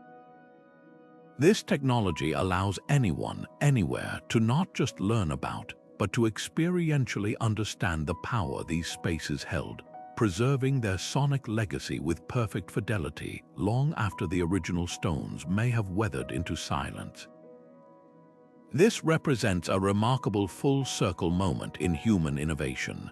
What began as an accidental discovery in a lava tube was refined through generations of meticulous experimentation into a sophisticated technology of consciousness, was then lost for centuries and is now being rediscovered through our most advanced tools. We are not simply mimicking the ancients, we are engaging in a collaboration across time. Their stone chambers have become a living laboratory. Their empirical findings are now our data points. The principles they discovered by watching water ripple in a bowl are now validated by our spectral analysis software. This journey reminds us that innovation isn't always about moving forward. Sometimes it's about listening back, recognizing that deep wisdom can be encoded not just in scrolls, but in the very shape of a space and the way it holds a sound. And as we stand at the threshold of this new frontier, the most profound mysteries may lie not in what we can hear, but in what we cannot. Beyond that magical 95 to 120 Hz range, where chants and drums work their conscious magic, researchers are now tuning their instruments to a far deeper register, the realm of infrasound. These are frequencies below 20 Hz, vibrations so low they fall beneath the range of human hearing. You wouldn't consciously hear a sound at 10 Hz, but you would absolutely feel it. This inaudible energy can resonate with the human body, creating sensations of unease, awe, or even nausea, and it can influence brainwave patterns in ways we're only beginning to map. The question now is whether ancient engineers, through the sheer scale and material of their constructions, were inadvertently, or perhaps intentionally, generating these powerful infrasonic fields.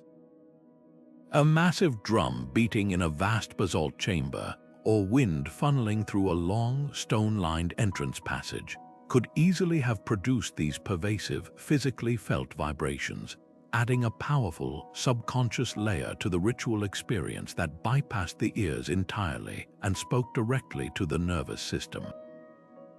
This exploration of the imperceptible doesn't stop with sound. At several key sites, investigators have begun documenting strange electromagnetic anomalies.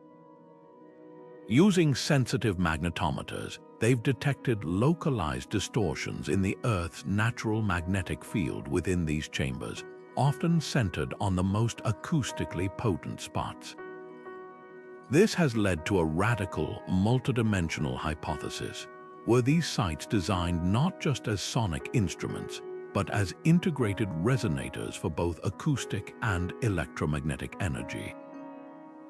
We know that certain crystalline structures within granite and basalt can generate weak piezoelectric charges under pressure or vibration. Could the constant, low-frequency hum of a ceremony have subtly charged the very air, creating a tangible static energy that participants interpreted as a spiritual presence? This line of inquiry forces us to expand our definition of their engineering prowess, considering the possibility that they were manipulating a full spectrum of energy to craft an environment that felt truly otherworldly on every sensory level. Another frontier shifts our perspective from the human to the animal kingdom. We've long studied the iconography of these sites, the jaguars, the birds, the serpents carved into the walls, but we've rarely asked how they sounded to non-human ears. Many animals communicate using frequencies far outside our own auditory range. What if some of the acoustic features, those niches and tubes we assume were tuned for human ritual, were actually designed to interact with local fauna? A conch blast might be a call to prayer for people, but its lower harmonics could have been a startling signal to bats or a disruptive shock to the insects in the area, perhaps used to clear a sacred space or to create a specific omen. This invites a more ecological view of these places, not as isolated temples for people, but as integrated components of their environment that engaged in a complex sonic dialogue with all living things. The very stones themselves still hold chemical secrets. Our focus has been on the grand architecture, but future research will delve into the microscopic world of surface treatments. Advanced spectroscopic analysis can now detect the faintest chemical residues. Were the walls of these chambers coated with specialized plasters, mixes of lime, crushed minerals, and organic binders that were polished to a specific reflective hardness to perfect their sonic qualities? A plaster finish could transform a rough, sound-diffusing wall into a perfect reflective surface, turning a good echo into a spectacular one. Finding the recipe for such an ancient acoustic plaster would be a revelation, proving that their mastery extended from quarrying massive blocks to mixing the perfect sonic mortar. The ultimate discovery, of course, would be a Rosetta Stone for sound, some form of notation or writing that explicitly records their acoustic knowledge. Imagine uncovering a clay tablet or an engraved stone that doesn't depict a god or a battle, but a diagram of a parabolic curve with notations for focal points, or a series of marks that correspond to the resonant frequencies of different stones. It seems unlikely for prehistoric cultures, but the possibility remains that this sophisticated knowledge was encoded in a way we simply haven't recognized yet. Such a find would instantly transform our understanding, moving these accomplishments from the realm of intuitive genius into that of a formal, teachable science. Every answered question, from the composition of a plaster to the measurement of a magnetic field, doesn't close a door, it opens 10 more. The research frontier is expanding faster than we can explore it, each technological advance giving us new tools to listen to the past. And this brings us to the most human element of all this data, the personal, transformative experience of standing in one of these chambers and not just measuring the sound, but feeling its power course through you, a direct connection to an ancient intention that transcends mere science. These first-hand accounts from modern visitors are not just anecdotal, they form a consistent, cross-cultural testimony to the enduring power of these spaces. People from all walks of life, with vastly different beliefs and expectations, step into these chambers and report strikingly similar physical and psychological sensations. A common thread is the profound disorientation of not being able to locate the source of a sound, Your brain is hardwired to pinpoint where a noise is coming from. It's a fundamental survival mechanism. But in these engineered environments, a chant or a hand clap doesn't seem to come from the person next to you. It materializes from the walls, the ceiling, the very floor beneath your feet, arriving from all directions at once. This shatters your auditory reality, forcing your cognitive processes into overdrive and often resulting in what many can only describe as a mystical or transcendent experience. The rational mind, unable to explain the phenomenon, simply lets go. Many visitors are unprepared for the sheer physicality of the sound. It's less something you hear and more something you feel, a deep, subsonic vibration that travels up through the soles of your feet and resonates in your chest cavity. This isn't a metaphor, it's a measurable physiological effect. The low frequencies produced in these chambers are within the range that causes vibroacoustic therapy in modern clinical settings. People report their heart rate slowing, their breathing deepening, and a wave of profound peace washing over them, as if the vibration itself is massaging their internal organs and calming their nervous system. This tangible, bodily experience makes the encounter feel infinitely more real and powerful than any simple auditory echo could. Perhaps the most intriguing reports involve altered states of perception, particularly a distortion of time. Minutes can feel like hours, and hours can feel like moments. This phenomenon, known as time dilation, is a well-documented effect in certain meditative and psychedelic experiences, and it points directly to the chamber's impact on brain function. The constant, overwhelming sensory input of the layered reverberation, combined with the disorienting darkness often found in these sites, can overload the brain's standard processing channels. When the usual markers for tracking time, like visual cues or predictable sounds, are removed or distorted, the brain's internal clock simply malfunctions, allowing participants to slip into a more primal, timeless state of awareness.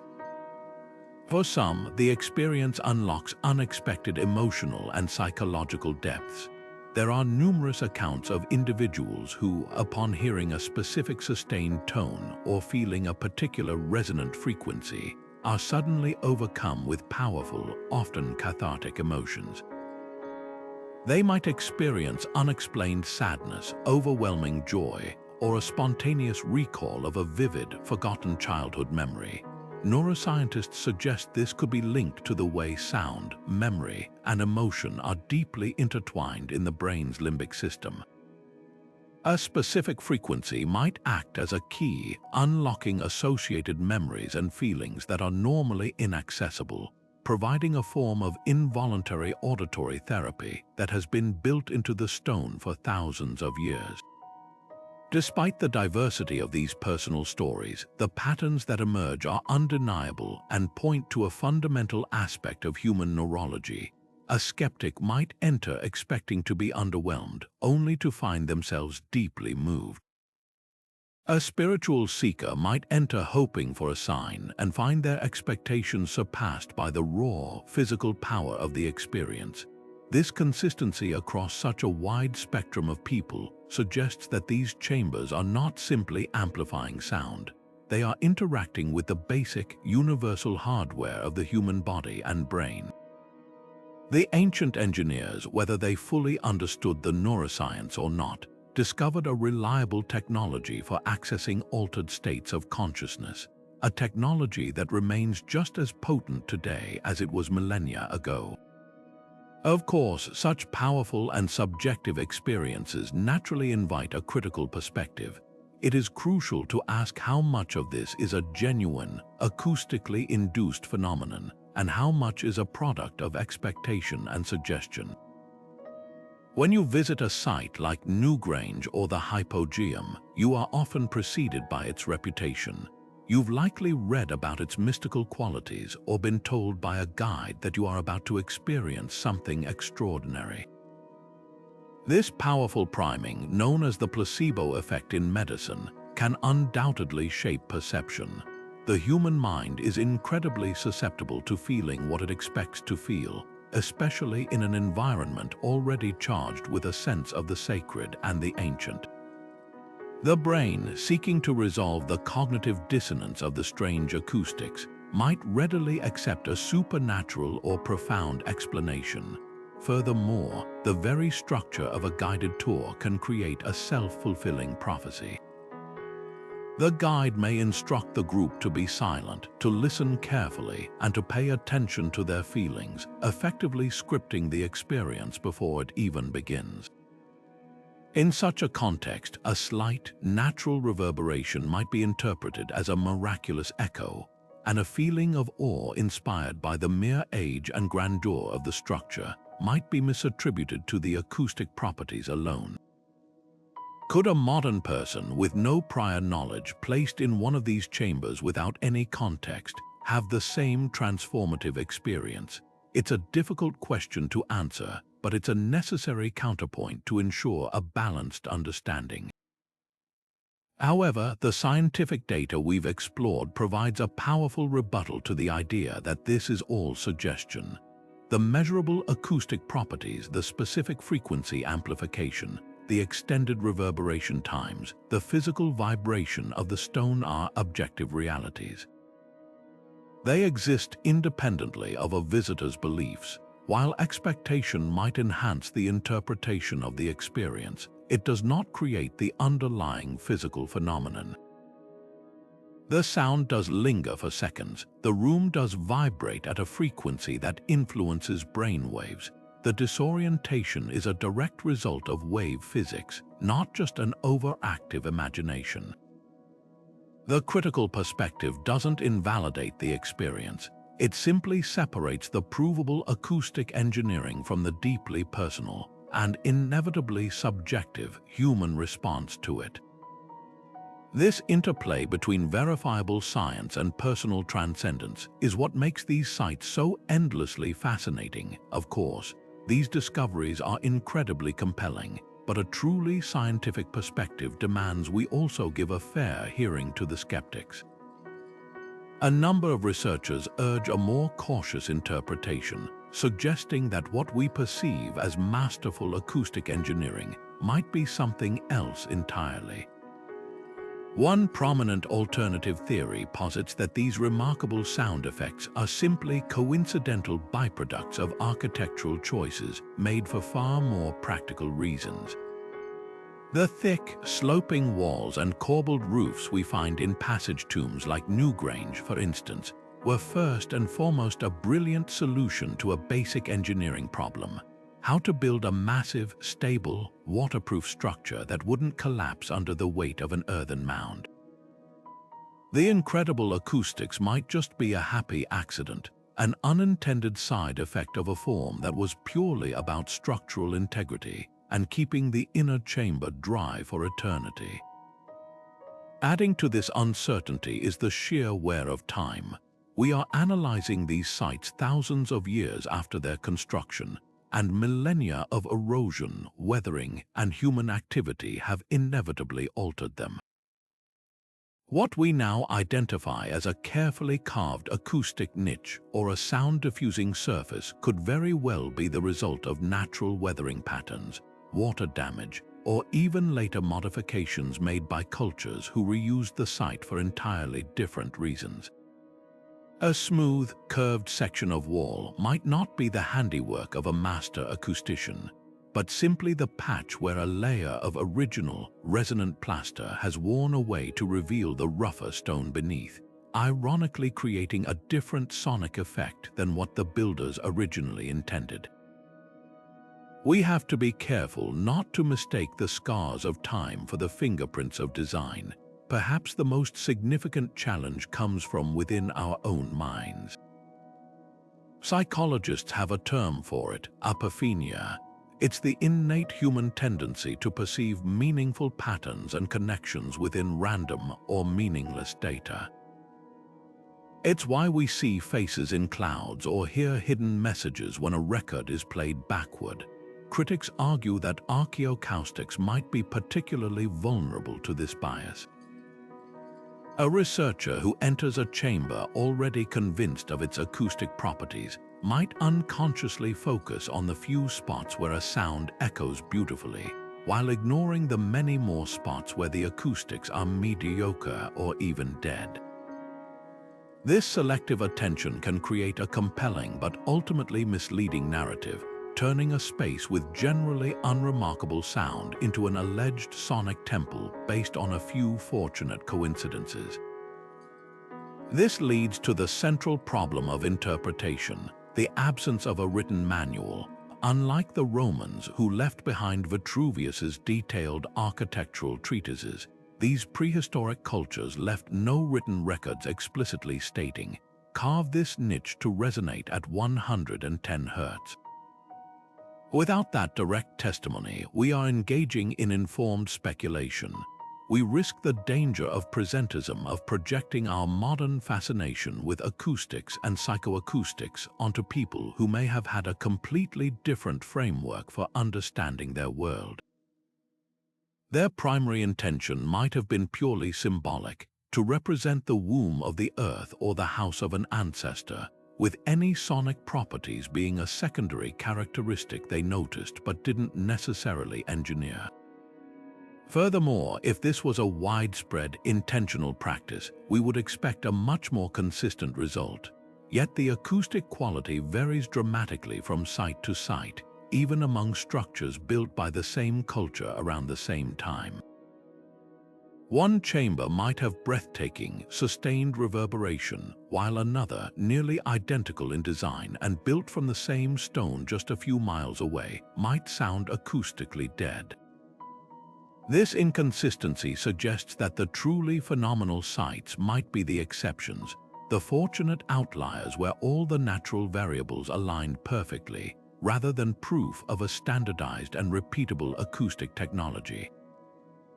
Now, these skeptical viewpoints are not meant to dismiss the work of acoustic archaeologists outright. In fact, this kind of rigorous doubt is what separates robust science from mere speculation. It forces researchers to double-check their data, to seek multiple lines of evidence, and to build stronger, more defensible cases. This healthy skepticism doesn't ruin the mystery. It makes the genuine discoveries that much more powerful and credible. By engaging with these critiques, the field is pushed toward a higher standard of proof, ensuring that when we finally do present evidence of intentional design, it can withstand the toughest scrutiny. And it is with that commitment to rigor in mind that we turn to what many consider the most compelling evidence yet. Perhaps the most compelling evidence for intentional design is found in the sheer, undeniable extra effort invested for purely acoustic benefit. Consider the painstaking process of carving a perfect hemispherical niche into a solid basalt wall, high up in a dark chamber. This action requires immense labor with stone tools, yet it offers zero structural advantage. In fact, it slightly weakens the wall. So why do it? Acoustic analysis reveals these niches are perfectly sized and positioned to act as Helmholtz resonators, tuned to trap and amplify specific ritual frequencies. The ancient builders were not just constructing a room, they were tuning it like a fine instrument, adding features whose only conceivable purpose was to shape sound. This is the architectural equivalent of adding a custom-built subwoofer to a building's foundation. It's a clear signal that sound was a primary design driver, not an afterthought. This argument is powerfully reinforced by the mysterious presence of precise mathematical ratios in structures separated by vast oceans and thousands of years. At Newgrange in Ireland, the interior chamber's dimensions adhere closely to the golden ratio. Thousands of miles away and millennia later, the same proportional relationship appears in the chambers of Chavín de Huántar in Peru. The probability of two completely isolated cultures independently arriving at this specific, complex irrational number, approximately 1.618 to 1, for their most sacred spaces by pure chance is astronomically low. This isn't a vague resemblance, it's a recurring mathematical fingerprint. This ratio is acoustically significant, creating a room shape where sound waves reinforce rather than cancel each other, allowing chant to bloom with rich harmonics. The consistent use of this and other ratios suggests the existence of a shared, or perhaps independently rediscovered, proto-scientific understanding that certain shapes could literally sculpt the air within them. Then there's the physical evidence left behind, the instruments themselves. We're not just inferring their use from empty rooms, we're finding the sound-making tools placed exactly where they were used. Archaeologists have uncovered sets of carefully tuned basalt lithophones, stone xylophones arranged near acoustic hotspots, their wear patterns showing repeated striking. In other sites, conch shell trumpets with their tips cut to form mouthpieces are found in ceremonial caches. Most tellingly, artifacts like simple clay megaphones or funnel-shaped objects are discovered in contexts that suggest they were used to focus the human voice toward specific resonant walls or niches. These aren't abstract possibilities, they are the tangible material culture of sound, the hardware of ancient acoustic engineering left on the workshop floor. Perhaps the most haunting evidence comes not from stones but from stories. Oral traditions passed down for centuries, long dismissed as mere myth, are now being validated by acoustic measurements. Legends from Malta spoke of places where the earth itself could speak. We now know the Hypogeum's oracle room does exactly that, vibrating powerfully at 110 Hz. Indigenous stories in the Andes describe how priests could make the temples themselves roar like a jaguar.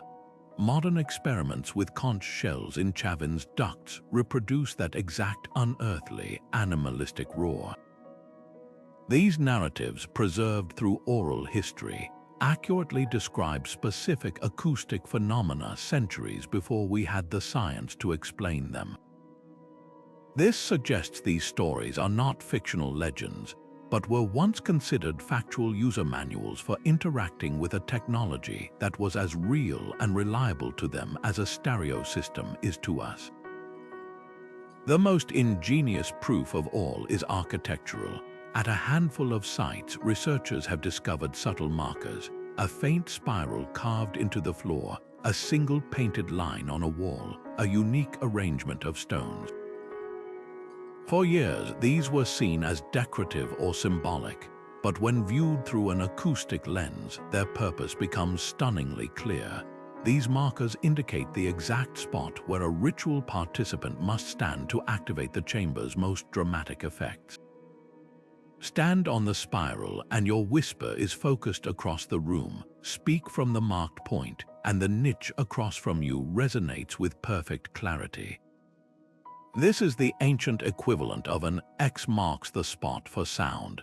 It demonstrates a sophisticated, repeatable understanding of wave physics. The architects didn't just build a space with good acoustics, they mapped its acoustic landscape and left instructions for its use, ensuring the miraculous could be reliably reproduced ceremony after ceremony. When you layer this evidence, the purposeless labor, the shared mathematics, the physical instruments, the confirming oral histories, and the architectural user manuals, the conclusion becomes inescapable.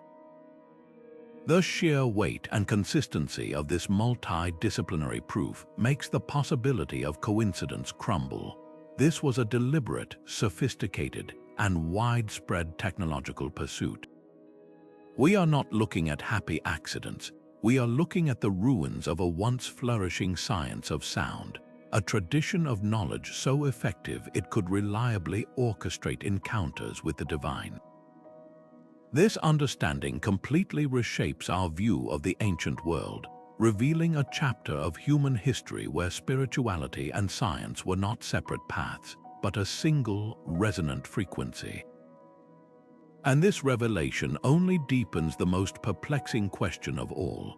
This profound silence, this gap in our history where a science of sacred sound once thrived, is perhaps the most haunting echo of all.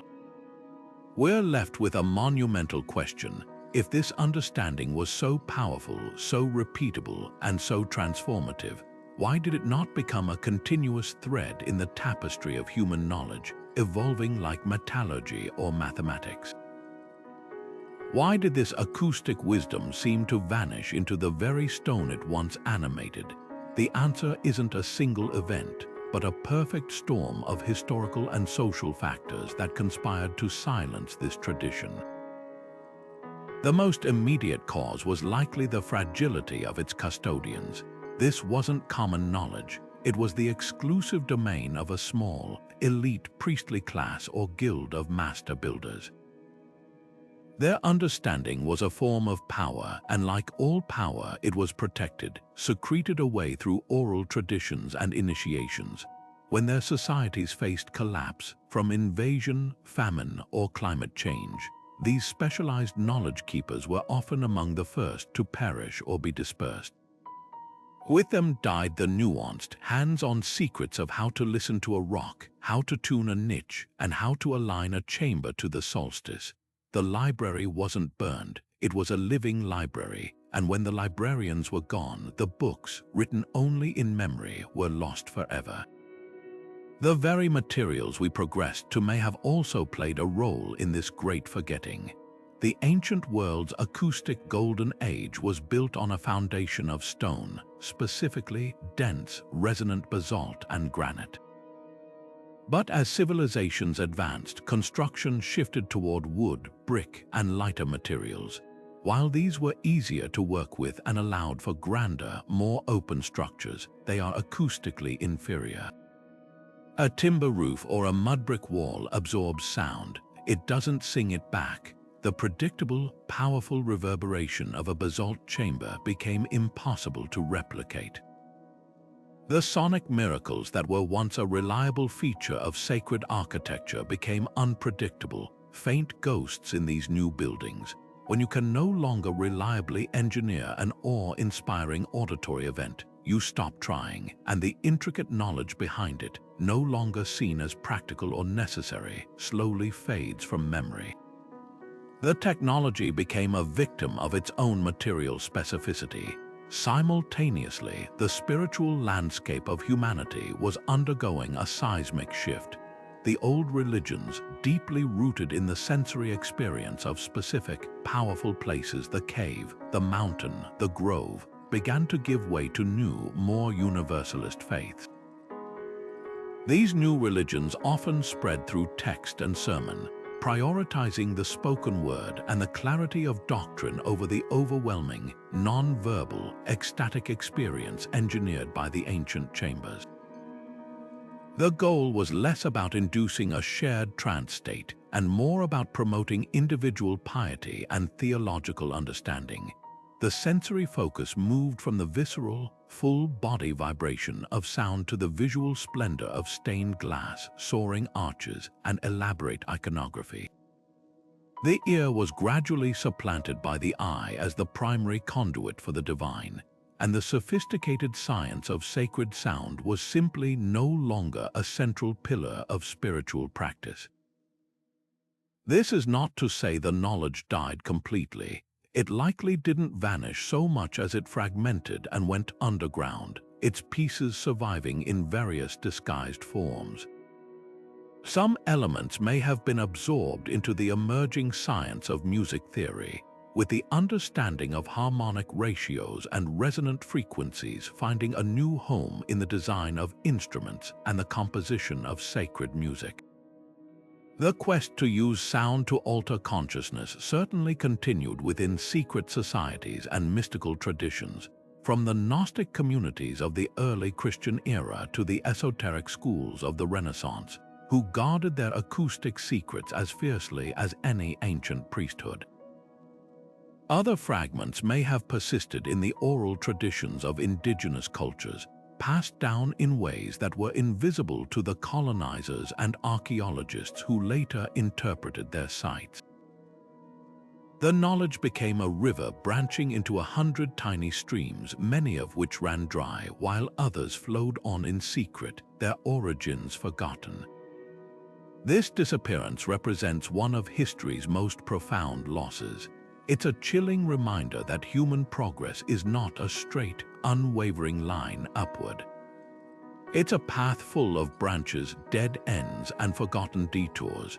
We mastered a technology so advanced that we are only now, with our supercomputers and laser scanners, beginning to reverse engineer it, and then we simply let it go. This loss asks us to reconsider what we define as advancement. Is a society that can build a skyscraper necessarily more advanced than one that could construct a portal to another state of consciousness using only stone and a keenly trained ear? The silence of these chambers forces a humility upon us, challenging our modern arrogance about the superiority of our knowledge. So what does this mean for us today, as we stand amidst the echoes of this rediscovery? It's more than just a fascinating historical footnote. It's an invitation to listen to our own world with new ears, to recognize that the built environment is not silent, but is constantly interacting with us on a sonic level that influences our mood, our health, and our sense of connection.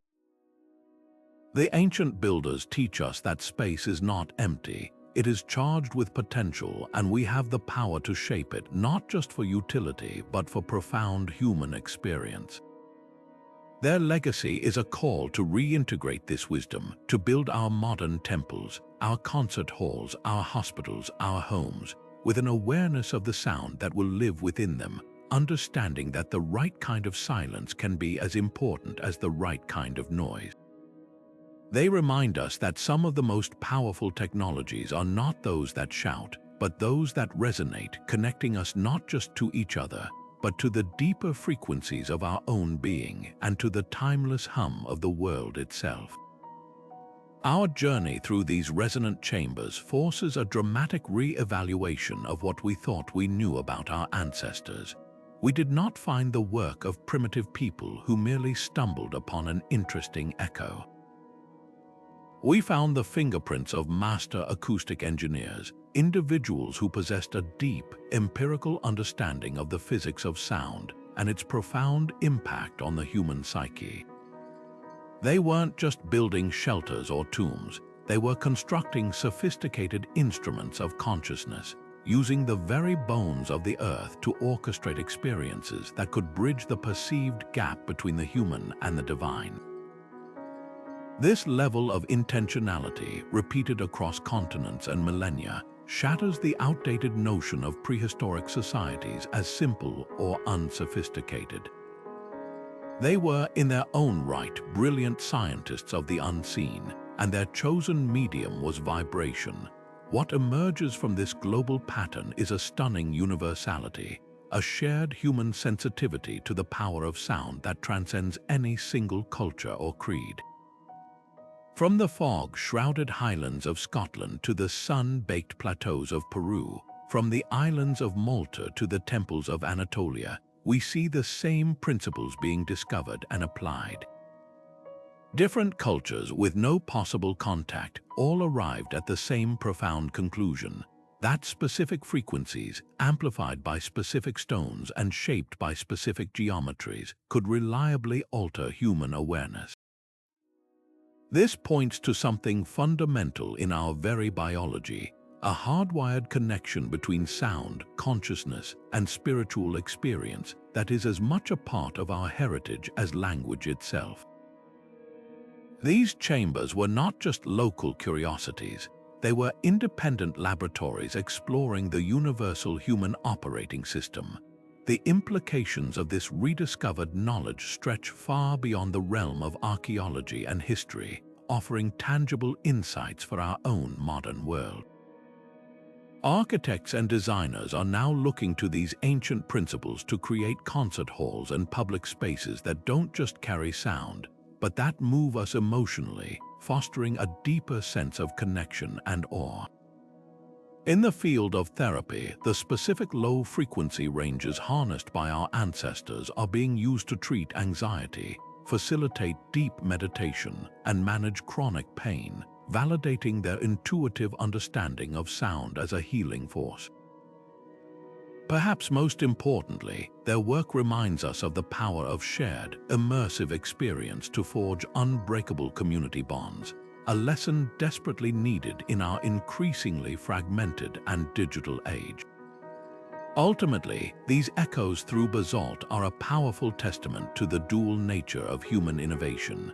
They show us that our greatest advancements have never been a simple choice between the practical and the mystical, the rational and the spiritual.